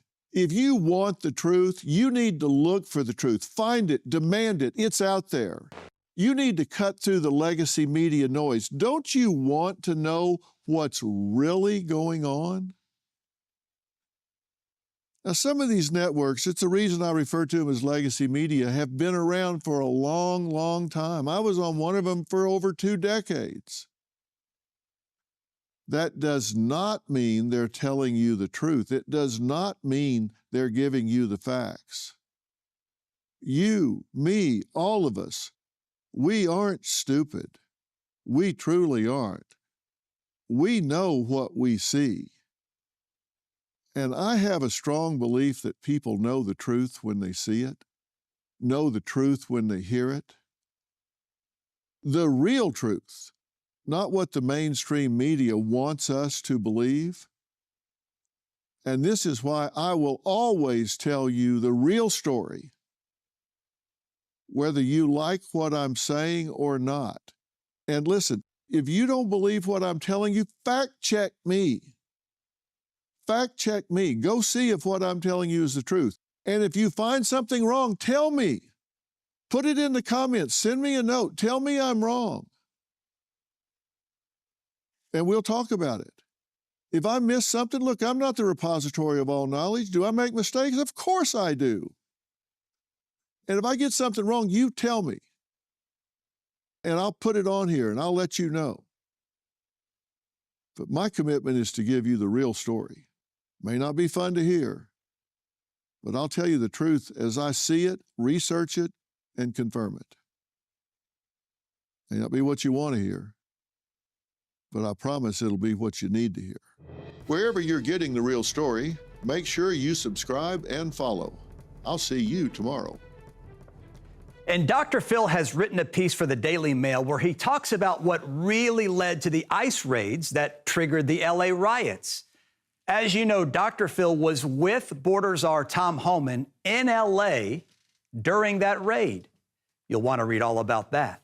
And we're back with more news right after this. Steve Harvey, tell me where we are. This whole place is dedicated to the uplift and edification of young people. Two main things we're going to cover is how to make your dreams come true and how to become men. The camp he does with these young boys without fathers. Some of these boys haven't seen an area without concrete and buildings ever. What does a young man do that don't have a father? I got to find a way to gather these young people up and give them a father figure. They've never seen anything like this. That's tomorrow night. Right now, we want to tell you about our next Merit must-have, and this is called Sambrosa Night Syrup. I'm so excited about this one. You know this. I know you are, because you know how important getting a good night's sleep is. When it comes to getting a great night of rest, Sambrosa is really magical. Okay, so we want to say goodbye to sleepless nights. Amen. So go to Sambrosa.com and use the code MERIT. Get this, for 25% off your first order. That's a huge discount. It's safe, it's effective, and it's not habit forming. I love that component. Yeah, let's talk about the ingredients here. Okay. This has a proprietary base of nutrient-rich honey and then 7 organic herbs. So it has no dyes, no synthetic colors or unnatural flavors. And also, this is very important for a health nut like me, no high fructose corn syrup. I love this. It is so mild. It's actually calming. And I love also having the ritual before bed.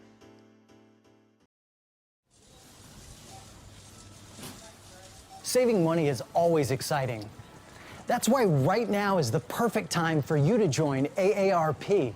As an AARP member, you'll have exclusive access to hundreds of benefits, resources, and tools that can help you save money, stay healthy, have fun, and make a difference in your life. Plus, you can receive everyday discounts at top retailers on prescriptions, dining, travel, and so much more. Pick up your phone and call, or go to joinaarp.org to join today. You'll get your first year for just $15 with automatic renewal, plus a second membership for free. Wow, that's a great deal. What else do I get when I join? There are practical and easy-to-use tools with insightful tips on managing your money, boosting your fitness, and so much more. Plus, you get the AARP Now mobile app with daily news, in-depth features, and access to local events and activities. AARP offers a lot, but I'm not retired. Oh, you don't have to be retired to join AARP. AARP is the largest nonprofit, nonpartisan organization dedicated to empowering people 50 and older to choose how they live as they age. Love that. So how much can I really save by joining? Up to 15% off dining, up to 30% off car rentals, plus free movie screenings, digital books, online games, and more. There are all kinds of AARP discounts, programs, and more. Oh, almost forgot. Your membership also includes a full-year subscription to AARP the magazine. When you consider everything you get with your membership, it's a great value. Your membership begins instantly, so join now. Call or go online now to join AARP. You'll get your first full year for just $15 with automatic renewal. That's a savings of 25% off the regular annual membership price of $20. We'll also include a second membership free, plus a free insulated trunk organizer. Call or go online now. Call 800-876-1358 or go online today. How does it feel to step into Kizik hands-free shoes? It's like life on easy mode. It's like singing in a pure bliss. It feels like game-winning magic.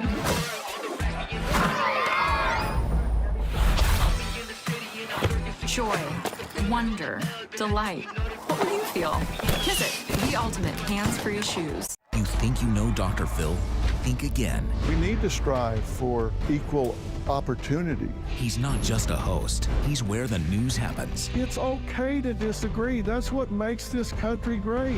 From the big moments to the stories shaping our world. How does this affect everyday people in America? Dr. Phil delivers the news that matters for people who care. Dr. Phil's Merit TV. More than you expect. Exactly what you need. The criminal retrial against former Hollywood mogul Harvey Weinstein has wrapped up, but not without its own unscripted drama. While a jury convicted Weinstein on one count of sexual assault, it acquitted him of a second count. And today, the judge declared a mistrial on a third charge after the jury deliberations reportedly escalated into yelling and threats. The jury foreman reporting to the judge that he refused to reconvene with the other jurors because he felt bullied and unsafe. Two of Weinstein's charges stem from incidents back in 2006. He was ultimately found guilty of forcing oral sex on his production assistant, Miriam Haley, but he was acquitted of the same charge in regards to former model Kaya Sokolow. A new trial date will be set for the remaining charge that the jury was deadlocked on. It involves the alleged third-degree rape of an aspiring actress back in 2013. Weinstein faces up to 25 years in prison on the one charge that the jury has already convicted him of. Joining us tonight is Kaya Sokolow and her attorney, Lindsay Goldbrum. Thank you both so much for being here tonight. I really appreciate it. So, Kaya, let me start with you. The jury found Harvey Weinstein not guilty on the charge concerning you. Now, you've said that there's no win or lose for you in the case. Were you surprised by their verdict? Honestly, I was surprised. I was surprised when I was on the stand and I've learned that my sister was collaborating with Harvey Weinstein's defense team. It wasn't, we have a whole history, but I think that this was the hardest part of the trial, to be honest. I've said everything that have happened to me. And then each and every one of the jurors have their own personal background stories and point of views. And it is what it is. But in general, I'm really happy that, we reached this verdict because it really was a team effort. It was a teamwork. And there were so many people involved in trying to put it together and prove once again that this man is a rapist. Now, and just so people understand, when you referred to your sister was called as a prosecution witness as well, and she was supposed to corroborate something that you told her about this. Were you surprised by what she ended up saying on the stand? I'm not sure. I haven't been there when she was testifying, but I've learned that she, without my permission, took my private journal and handed over to the defense. And honestly, Laurie, that was the hardest point of this trial because I know what happened to me when it comes to Harvey. And I've been, gaslighted before in my life. I've been put in a position where people are trying to make me believe something that wasn't true. And that's all fine. But to have this kind of a thing, it's a whole different story. So that was the hardest part. Kaya, most people will never understand just how stressful it is, right, to go through a trial like that. What was it like for you to have to testify about all of this in front of the jury and also in front of Weinstein himself? To be very honest, it was relieving in some way. and just sharing my story. You know, right now I'm a 39-year-old woman. I've lived through all of that. I hope I would never allow things like this happen to me right now. But my voice is for these young women or younger women that suffered or are still holding up to relationships, whether it's domestic abuse, domestic violence, or sexual abuse, and they're afraid to step forward. So I hope that my testimony and me speaking about this right now and saying that it's worth it, no matter the outcome in a criminal court, it's worth to talking about this, because the most important thing is to be safe, to be happy, and obviously not to do things that we don't want to do. No is a full sentence. When a woman says no, when someone says no, that's a full sentence. That's it. Yeah. So, yeah. You know, Lindsay, let me talk to you for a minute. You were also a former prosecutor, so you understand these cases really well. What do you think happened here with this split jury verdict? Absolutely. Proof beyond a reasonable doubt is an incredibly difficult standard to meet. And as a former prosecutor, I knew that going in, and Kaya, I made sure, knew that as well. It was going to be an uphill battle to prove proof beyond a reasonable doubt for a crime that happened 20 years ago. But at the end of the day, she's proud for what she's done, and I'm proud of her, because sexual assaults, less than 1% of them result in incarceration. That is a staggering statistic. But it's so important that people feel comfortable coming forward and sharing their stories. And I think Kaya is an inspiration for survivors everywhere. Yeah. You know, it is actually quite stunning when you think about, compared to where society was back in 2020, when Weinstein's first New York trial happened. It was really right in the height of awareness for the Me Too movement. It seems like we're in a very different place now as things have kind of evolved. Kaya, what do you think that this verdict tells us about where we are with the Me Too movement? I hope that the Me Too, well, first of all, Me Too movement has like two legs, let's say. One is what survivors are thinking and victims are thinking. And I hope that this moment and me speaking about this can encourage them and make the Me Too movement even stronger.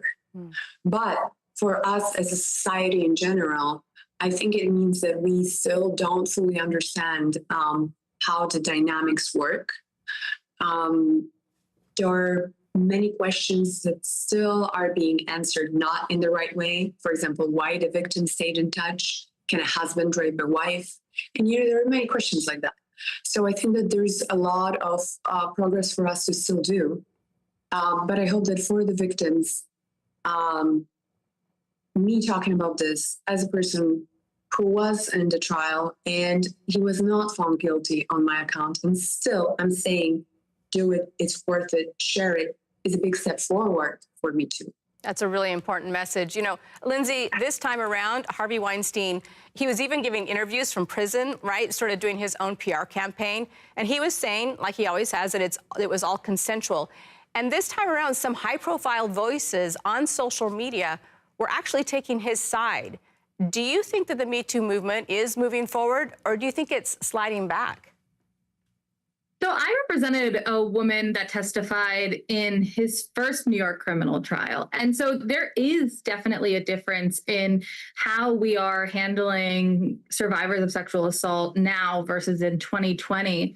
But I think Kaya's exactly right. There's still a long way to go with respect to a cultural understanding of survivors of sexual assault and how individuals can react to trauma. But at the same time, I do think that there's been progress made. And I do think that the Me Too movement is going forward. And I do think that voices like Kaya's are going to be incredibly important for that to move on. With respect to Harvey Weinstein's statements, he was previously convicted twice in front of a jury, having never took the stand. And so I think to a certain extent, there may have been an attempt on his part to get his voice out there in the hopes that it would impact the way that the jury found this time. But at the end of the day, he's still in jail. He was still convicted. And I think that that shows us that there is still Me Too movement, regardless of the fact that we need to continue moving it forward. You know, Lindsay, speaking of the importance of Kaya's testimony, do you think that having her testify in this trial helped get that guilty verdict on Miriam Haley's charge? Absolutely. The three women both come together in an effort to explain not only what happened to them, but I think that it helps individuals understand that this is not an isolated incident. And while these women each had their own stories and there were own charges, I think that they supported one another. And had Kaya not testified, it's definitely possible that there would not have been any conviction at all. And so I think that what Kaya did was incredibly important. You know, Kaya, you have shared with us such a strong message for other women of standing up for themselves. Tell us how you're moving forward now that this part of your life is done. I'm so glad that it's over, actually. But I have a production company, film production company. I am, right now we're shooting my first movie, which is called Eden Express. And it's going to be a beautiful piece. It's touching on mental health issues. I have another project in development. I have a literary agent with whom I'm working on a book about overcoming trauma. And this will be something that talks about experience that I got from my patients and my own experience. So I have things, to work on. And for sure, summer and vacation for my son and me will be exciting as well. But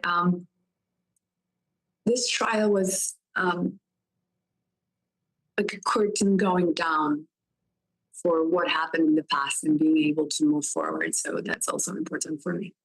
Well, it sounds like you've done so much to help women, and you continue to do so. We wish you all the best. Kaya and Lindsay, thank you so much for both of you for your time tonight and for sharing your perspective with us on this. Thank you so much. And as we head to break now, let's take a live look at the current price of gold and silver. This brought to you by our friends at Preserve Gold. Take a look. The price of gold is $3,384.23, and the price of silver is $36.33. What's gold is new again, pardon the pun. But considering gold has been used as currency since around 550 BCE, it has been on fire the past year. I'm here with Daniel Boston, the founder of Preserve Gold. Why is gold so stable and such a good investment for many people? Take the central bank, for example, the Federal Reserve. They print money out of thin air, and then they take that printed money to go buy hard assets like gold to protect themselves against the very risks that they're creating. So I always tell people, don't do what the big players are telling you to do. Do what they're doing themselves. Yeah, watch what they're doing. That's correct. Okay. If people are interested in investing with Preserve Gold, how do they get started? You can give us a call at our toll-free number, 844-407-6375.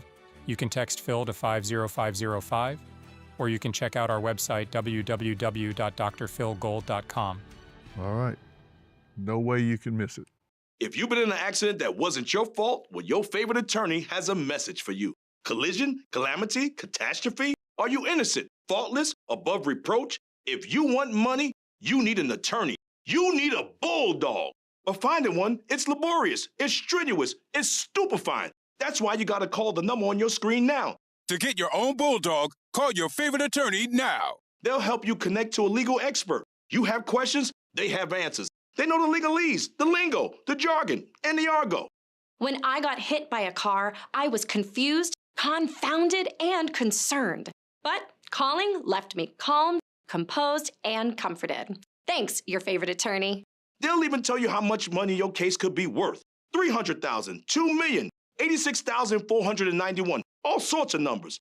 Call your favorite attorney now. He'd call you, but he doesn't have your number. Call 800-843-0196. Slip and falls, work accidents, car, truck, bus, motorcycle, motorbike, e-bike, tandem bike. These bulldogs will make sure people pay. And if you don't get paid, the attorneys don't get paid, and I don't get paid. After I was blindsided and sideswiped by a fat tire e-bike towing a skateboarder, I didn't know what to do. And a friend recommended that I call his favorite attorney. And I got results. Now, He's my favorite attorney. It doesn't matter what kind of vehicle it was. As long as it had an engine and the accident wasn't your fault, call your favorite attorney now. I compel you, I implore you, I beseech you to pick up that phone and call now to see what your case could be worth. To get a windfall, you first need to call. Thanks, your favorite attorney. Thanks, your favorite attorney. Thanks, your favorite attorney. So if you've been in an accident that wasn't your fault, call your favorite attorney now. Call 800-843-0196. That's 800-843-0196. 1 in 3 U.S. consumers have been a victim of identity theft, even when they did all the right things to protect their personal information. I thought we did enough to keep a nightmare like this from happening. Even if you take steps to protect your personal information, banks, hospitals, employers, and many government agencies all have your personal information too. And when they're exposed, careful monitoring of your accounts and credit won't be enough. It's scary when you think about how easily this kind of stuff occurs. And you might not find out until the damage is almost impossible to fix. LifeLock alerts you to the widest volume of threats others could miss, far beyond what you could possibly monitor on your own. And if you become a victim, a dedicated U.S.-based restoration specialist will fix it, guaranteed. Plus, all plans include identity theft restoration, guaranteed, or your money back. Call now or go online and use promo code NOW35 to save 35% off an annual plan for your first year. Enroll now. We're not going to just tell stories. We're going to go inside the minds of these killers. He told me his name was Ted and he was a law student. Let's break this down for a minute. This was a man who'd make the devil blush with his sins. I want you to walk in the shoes of both perpetrator and prey. Mystery and Murder. Subscribe on your favorite podcast service. President Trump aggressively campaigned on ending forever wars around the world. But could one now break out on his watch? Well, this comes as reports show that Israel is considering conducting military attacks on Iran. And the U.S. has also confirmed that they are pulling U.S. diplomats out of the region because of concern about escalation. The president was asked if an attack is imminent today. Here's what he had to say. Well, I don't want to say imminent, but it looks like it's something that could very well happen. Look, it's very simple, not complicated. Iran cannot have a nuclear weapon.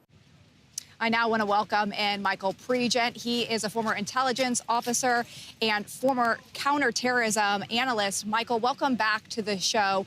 So from your perspective, is an attack imminent? Well, thanks for having me on. I think the language we're hearing right now is the president giving Tehran another chance to come to the table after the International Atomic Energy Agency found that they were in violation of enriching uranium. Iran decided to double down. This is the president basically saying that if Iran doesn't come to the table, that Israel can conduct this attack. And I think the language is meant for Tehran, but the actions that we're seeing, I think, are important ones.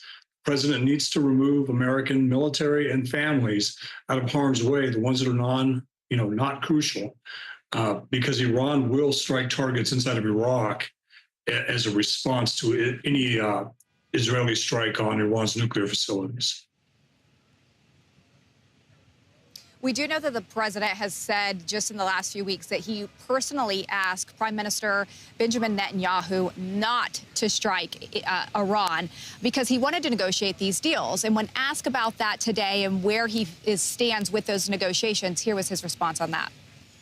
Have an agreement with Iran. We're fairly close to an agreement. We are fairly close to a pretty good agreement. It's got to be better than pretty good, though, but it's got to be, I'd much prefer an agreement.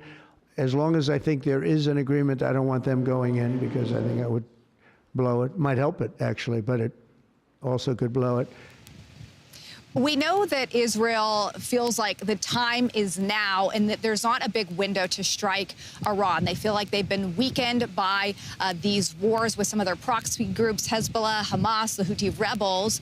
And I was speaking to even the Israeli ambassador earlier, and he had told me that time is not on Israel's side, that they need to move swiftly. What do you think the time frame is here for President Trump to negotiate a deal before he does allow Israel to strike if a deal is not confirmed? Well, I think what Iran's trying to do right now is buy time. They're trying to reestablish the air defense systems that Israel took out. A lot of people need to know that when Israel conducted that strike several months ago, it basically took out the key air defense systems guarding Iran's nuclear program. So that's the window that's closing on Israel as Iran tries to reestablish that air defense capability through China and Russia. So Israel has a window of opportunity here. Again, the language that the president is using is, this could either help negotiations or hurt negotiations. But I'll tell you as an Iran watcher that any deal that allows any enrichment by Iran or allows them to continue the ballistic missile program or fund their terrorist proxy network is a bad deal. And anything that's being negotiated right now looks like it's a very bad deal, especially with Iran doubling down now. Saying that they're going to open another enrichment facility.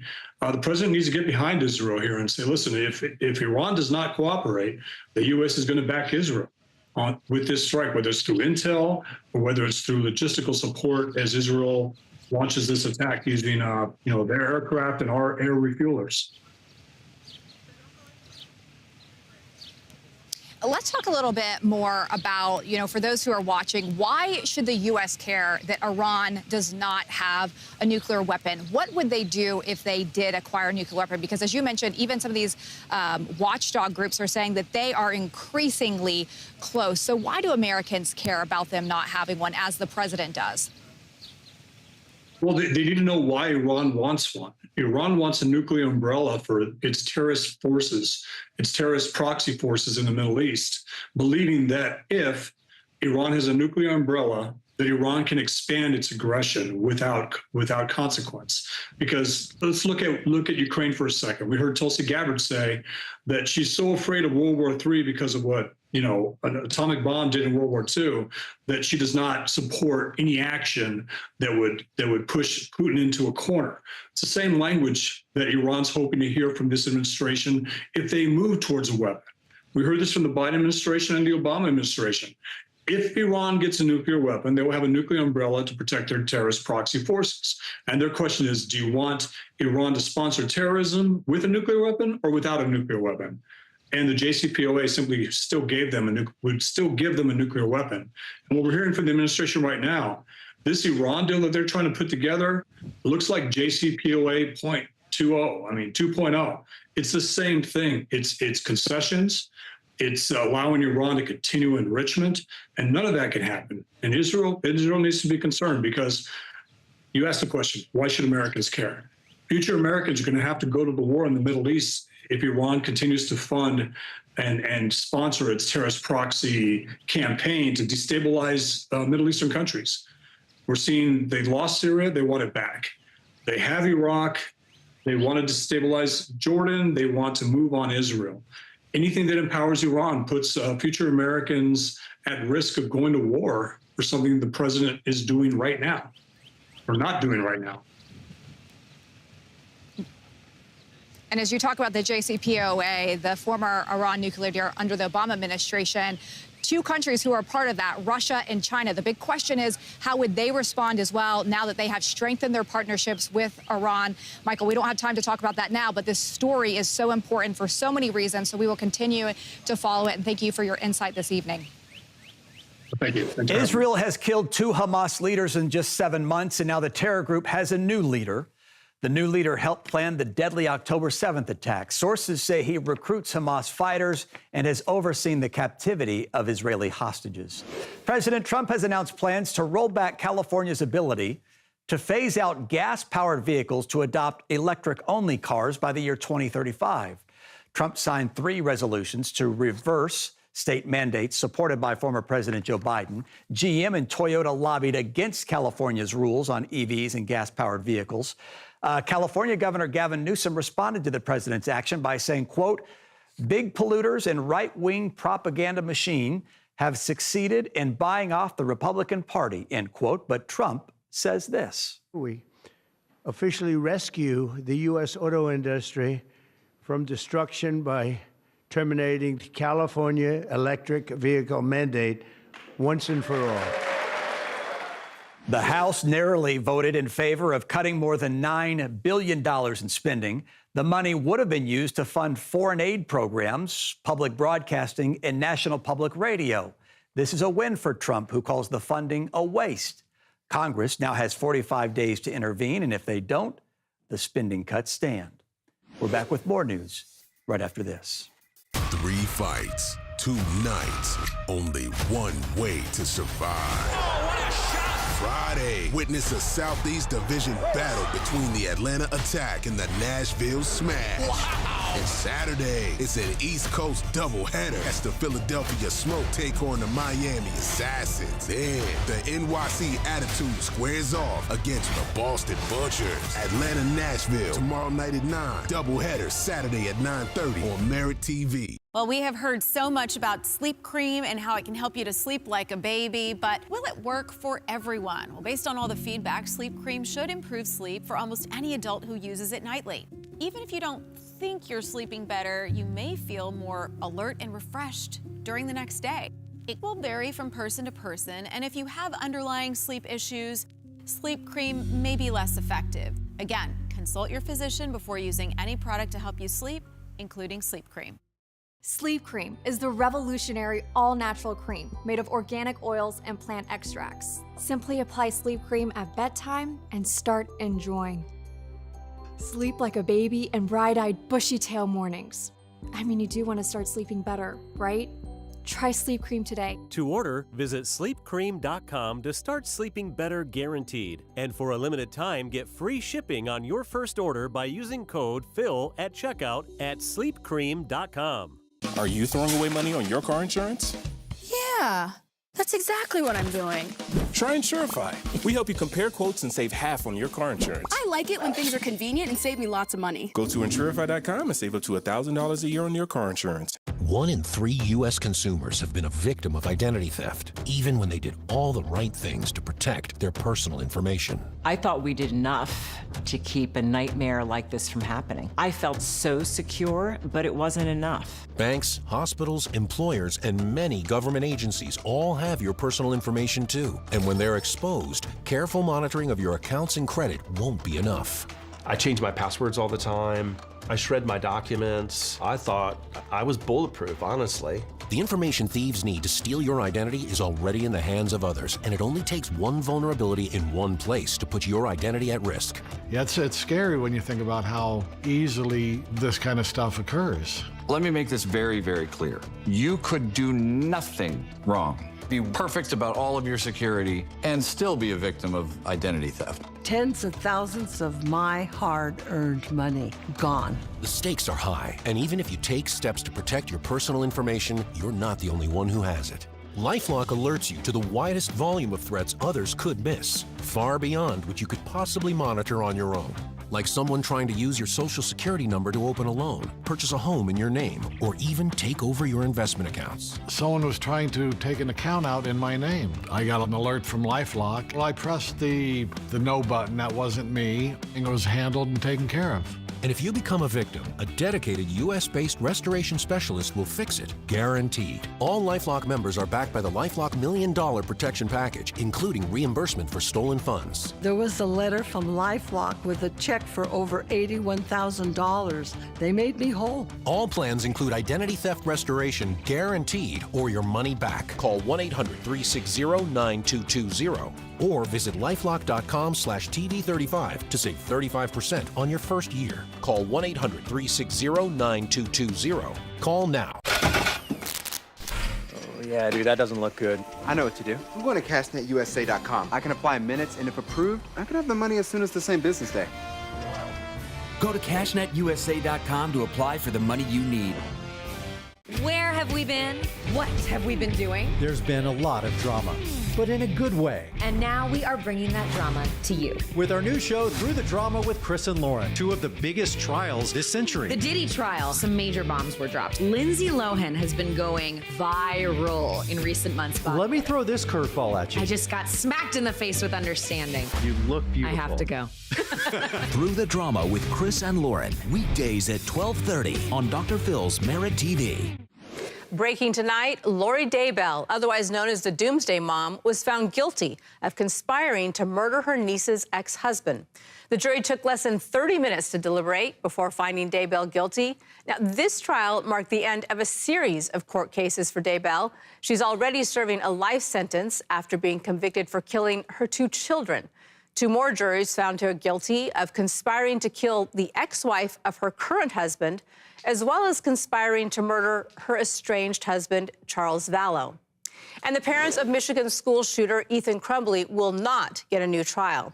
The push for a retrial came after it was discovered that prosecutors had failed to disclose agreements they had with 2 important witnesses. The judge found that prosecutors were in violation, but said that it wasn't enough to give the defendants a new trial. Their involuntary manslaughter convictions will stand. You may recall 4 Oxford High School students were killed by 15-year-old Ethan back in 2021. While James and Jennifer Crumbley weren't aware of their son's plan to shoot up the school, the jury did find that they were criminally negligent in failing to secure a gun at home while ignoring their son's mental health needs. They are both serving prison sentences of 10 years. Well, we're talking about the world's deadliest addiction. It's not a drug. It's actually revenge. In fact, a brain on revenge looks like a brain on drugs. So how do we overcome that? Tonight, Dr. Phil takes a look in his new primetime episode. Here's a preview. Now stop and think about revenge in your life. Now and don't tell me you're not a revenge person. Everybody feels that pull sometime. And sometimes we dismiss it as merely just an emotional reaction or a personal flaw. But tonight, Dr. James Kimmel Jr. reveals revenge runs much deeper. Now, this is an addiction that silently fuels violence and aggression in all its forms. Now, listen, he is a riveting storyteller and takes an interdisciplinary approach combining neuroscience, psychology, sociology, law, and history.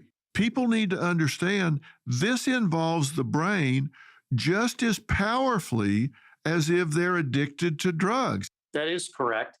Brain scans now show and have revealed over the last 10 years and maybe a little longer that when you have a grievance, that is to say, a perception, when you feel that you've been wronged, you've been mistreated, you've been insulted, shamed, humiliated, any of those feelings that arise in anger, and those could be political grievances, grievances with your significant other in your life, with your family, with your kids, with your boss at work, with your neighbors, all of these things all funnel into one set of neurocircuitry. And what occurs is this a grievance that I've just described, that's painful for you, and that activates the pain network inside your brain, and that area is called the anterior insula. So there's real pain involved. Psychological pain is as significant and potentially more than physical pains that you might feel. The brain doesn't want this pain. It wants the pain to stop. It wants pleasure to cover it up.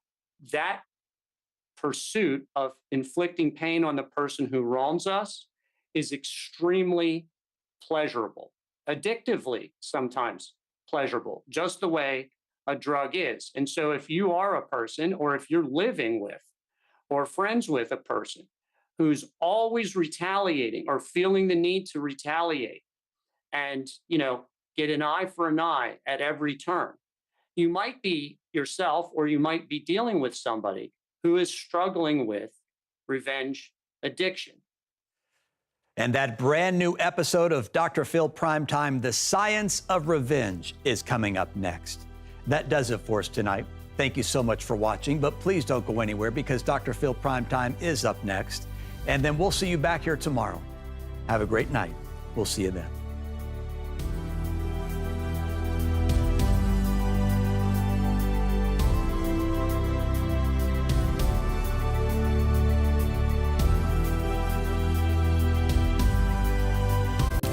Welcome to Dr. Phil's Merit TV.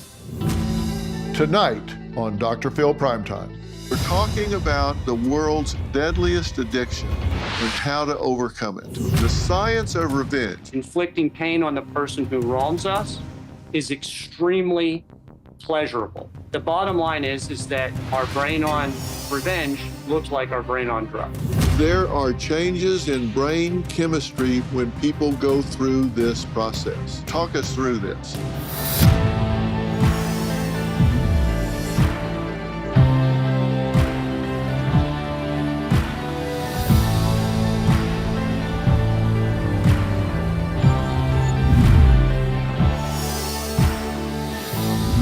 We're diving into something that affects all of us, whether we realize it or not.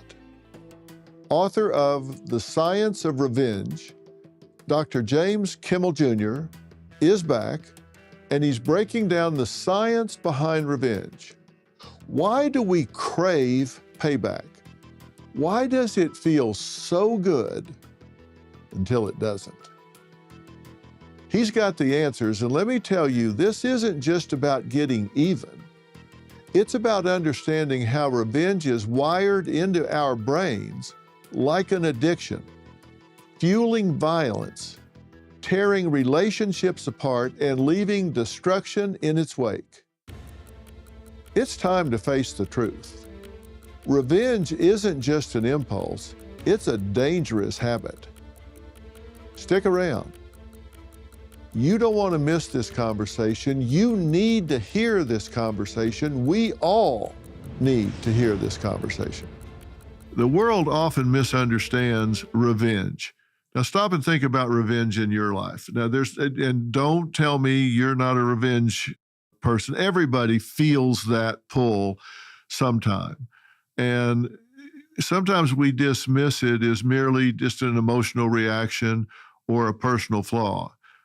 But tonight, Dr. James Kimmel Jr. reveals revenge runs much deeper. And James is not just an accomplished author. He is a pioneering legal scholar, and he is also an expert in human behavior who has devoted his career to understanding really the dark corners of our minds. And this cuts across society. I'm not trying to get you to feel bad about yourself in saying this. It's part of human nature. His latest groundbreaking book, The Science of Revenge, which you're looking at on screen right now, Understanding the World's Deadliest Addiction and How to Overcome It. Now, that may seem like a bold statement, but let me say it again. We're talking about the world's deadliest addiction and how to overcome it. And it unveils the unseen neurobiological forces behind our compulsive desires for retribution. Now, this is an addiction that silently fuels violence and aggression in all its forms. Now, listen, he is a riveting storyteller and takes an interdisciplinary approach combining neuroscience, psychology, sociology, law, and history.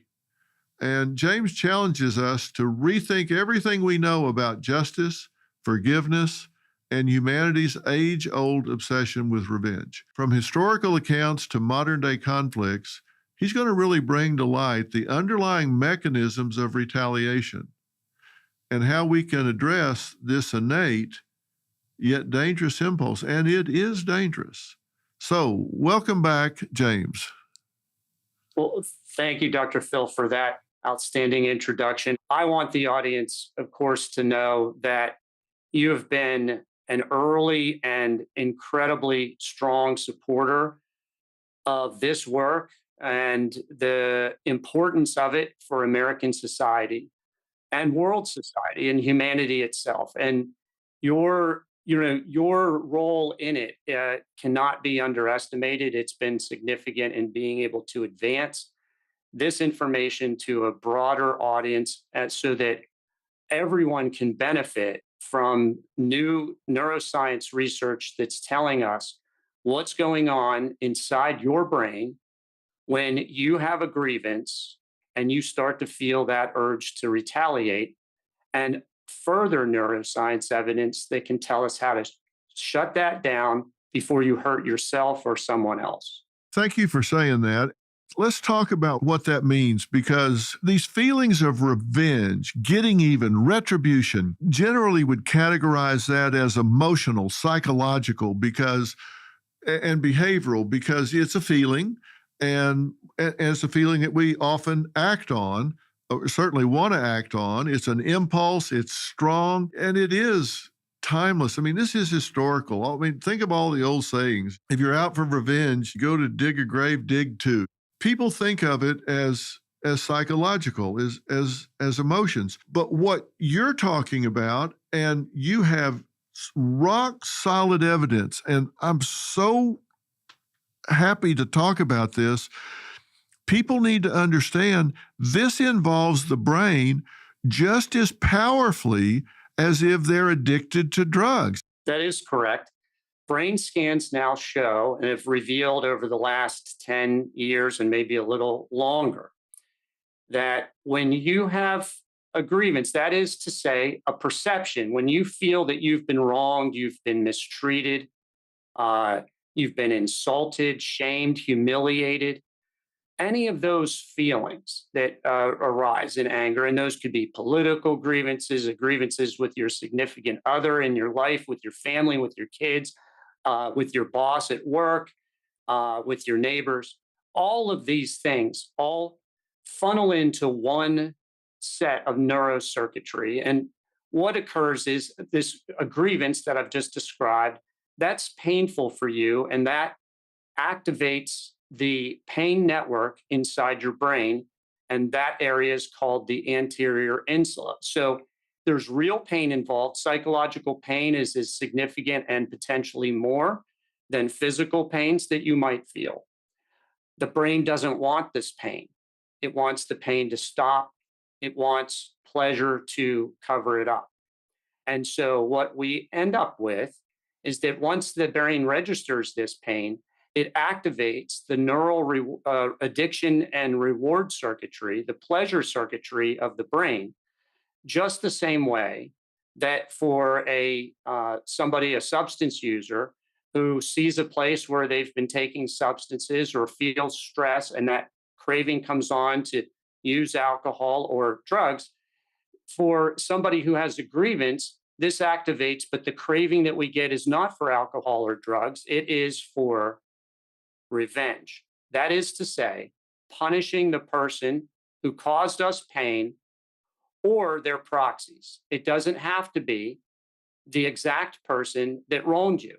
You may seek revenge, and lots of people do, and we see it in society all the time, against those who are proxy for the person who actually caused our pain.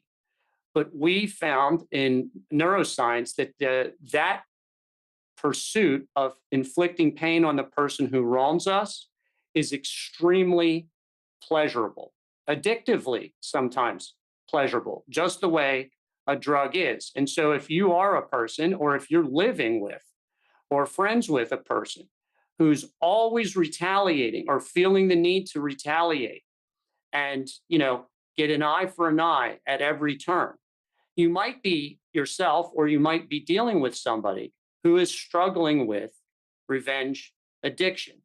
The bottom line is that our brain on revenge looks like our brain on drugs. Dr. Kimmel and I have really done a deep dive on this, and he's taught me a lot about this. Let's say somebody gets caught robbing a house, and so they get arrested. They can distort this in their mind to the point that they become the victim and feel aggrieved by the cop that arrested them or the homeowner that pressed charges against them.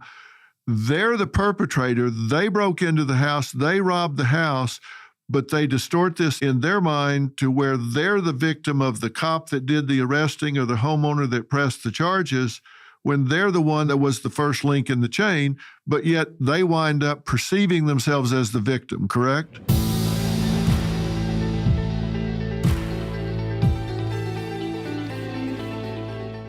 Tomorrow on Dr. Phil Primetime. Steve Harvey, tell me where we are. This whole place is dedicated to the uplift and edification of young people. Two main things we're going to cover is how to make your dreams come true and how to become men. The camp he does with these young boys without fathers. Some of these boys haven't seen an area without concrete and buildings ever. What does a young man do that don't have a father? I got to find a way to gather these young people up and give them a father figure.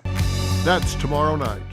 Well, we have heard so much about sleep cream and how it can help you to sleep like a baby, but will it work for everyone? Well, based on all the feedback, sleep cream should improve sleep for almost any adult who uses it nightly.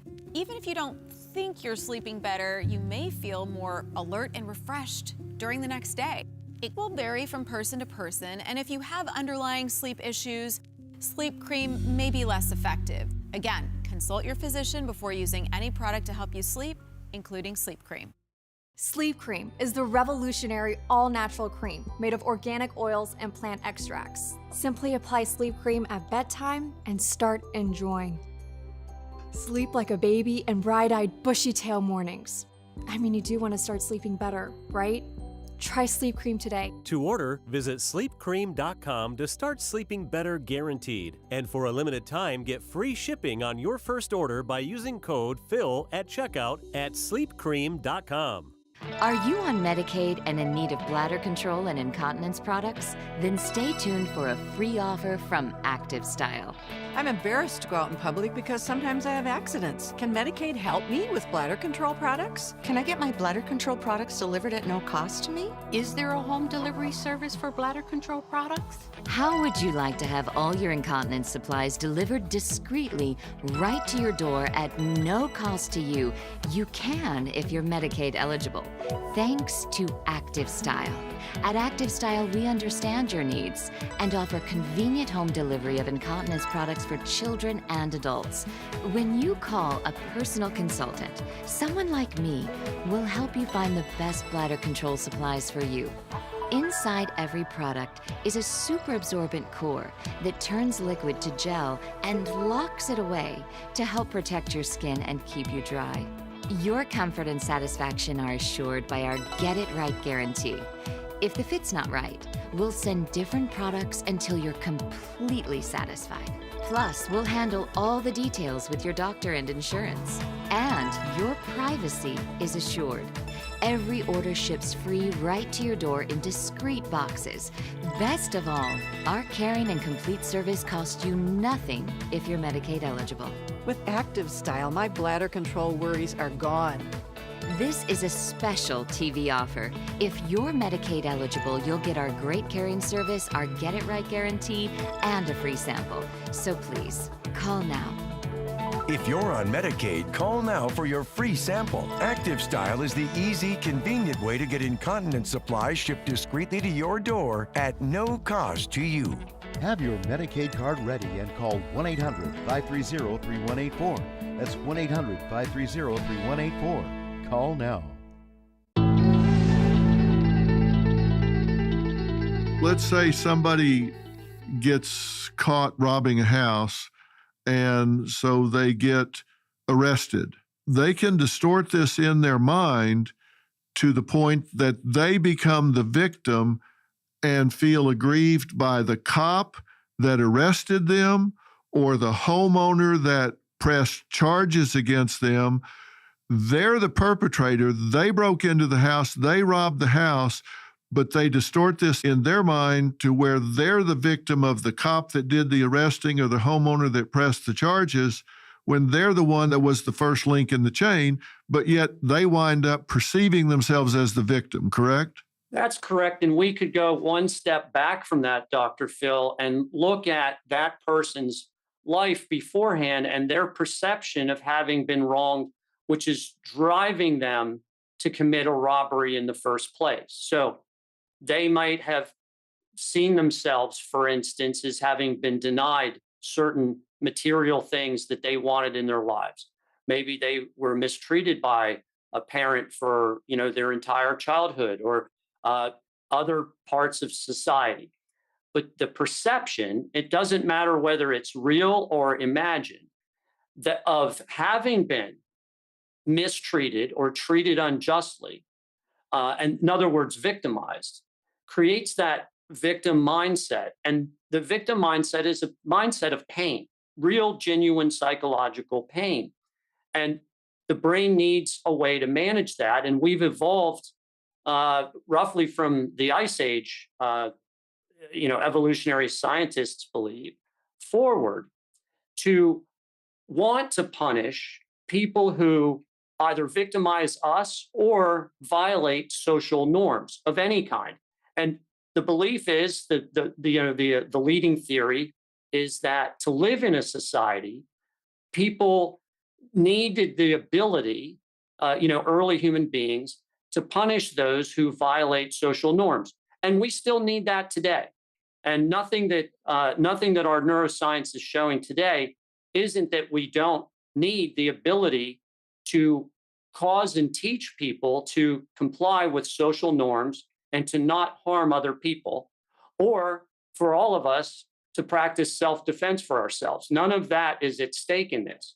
But what this is talking about is the far more dangerous wrongs of the past, prior injustices and victimization that it might have happened minutes, months, or years ago, that we still ruminate on and that we continue to replay in our minds, which continues to activate this pain circuitry and then triggers over and over again this desire to retaliate and punish the person who wronged us, despite the negative consequences of doing so.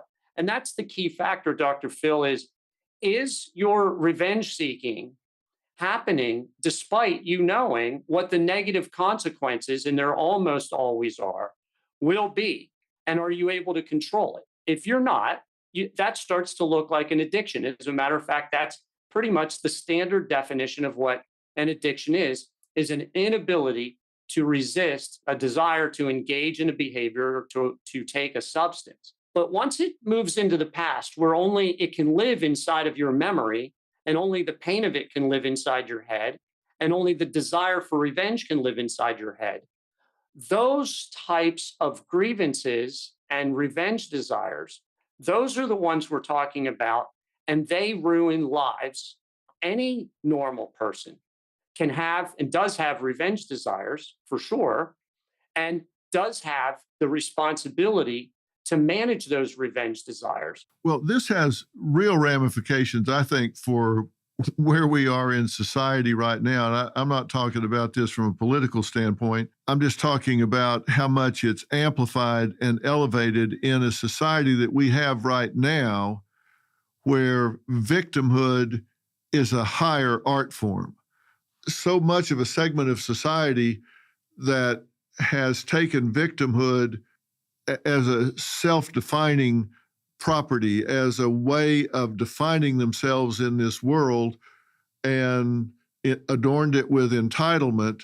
And really, if we look at these people who feel and have really glorified, glamorized, and I believe you teach people how to treat you, have been reinforced by society saying, oh, yeah, you're right, you're such victims, and so they become validated in that, then we've got a real angry society on our hands, certainly a portion of it that is amplified, I think, above society in general. That's why I think this is such critical work. Now, I don't know how we motivate those people to want to rid themselves of this or manage this in themselves, but we've got a whole portion of society that has taken this to a higher art form. Well, and that brings, you're dead right on it, and that brings us to the point of needing to use this amazing set of breakthroughs in neuroscience for our benefit, so we can start to see grievance-triggered revenge cravings as addictive. And when we start to look at it in that way, we have already built an enormous public health system for dealing with other forms of addiction.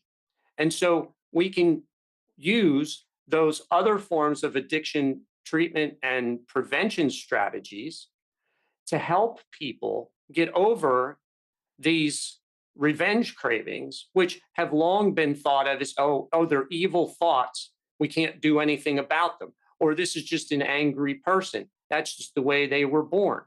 It doesn't have to be that way. With revenge addiction and revenge seeking, there's an additional tool that hasn't been available for other forms of addiction that is extraordinarily effective on the mind in terms of breaking that addiction and stopping that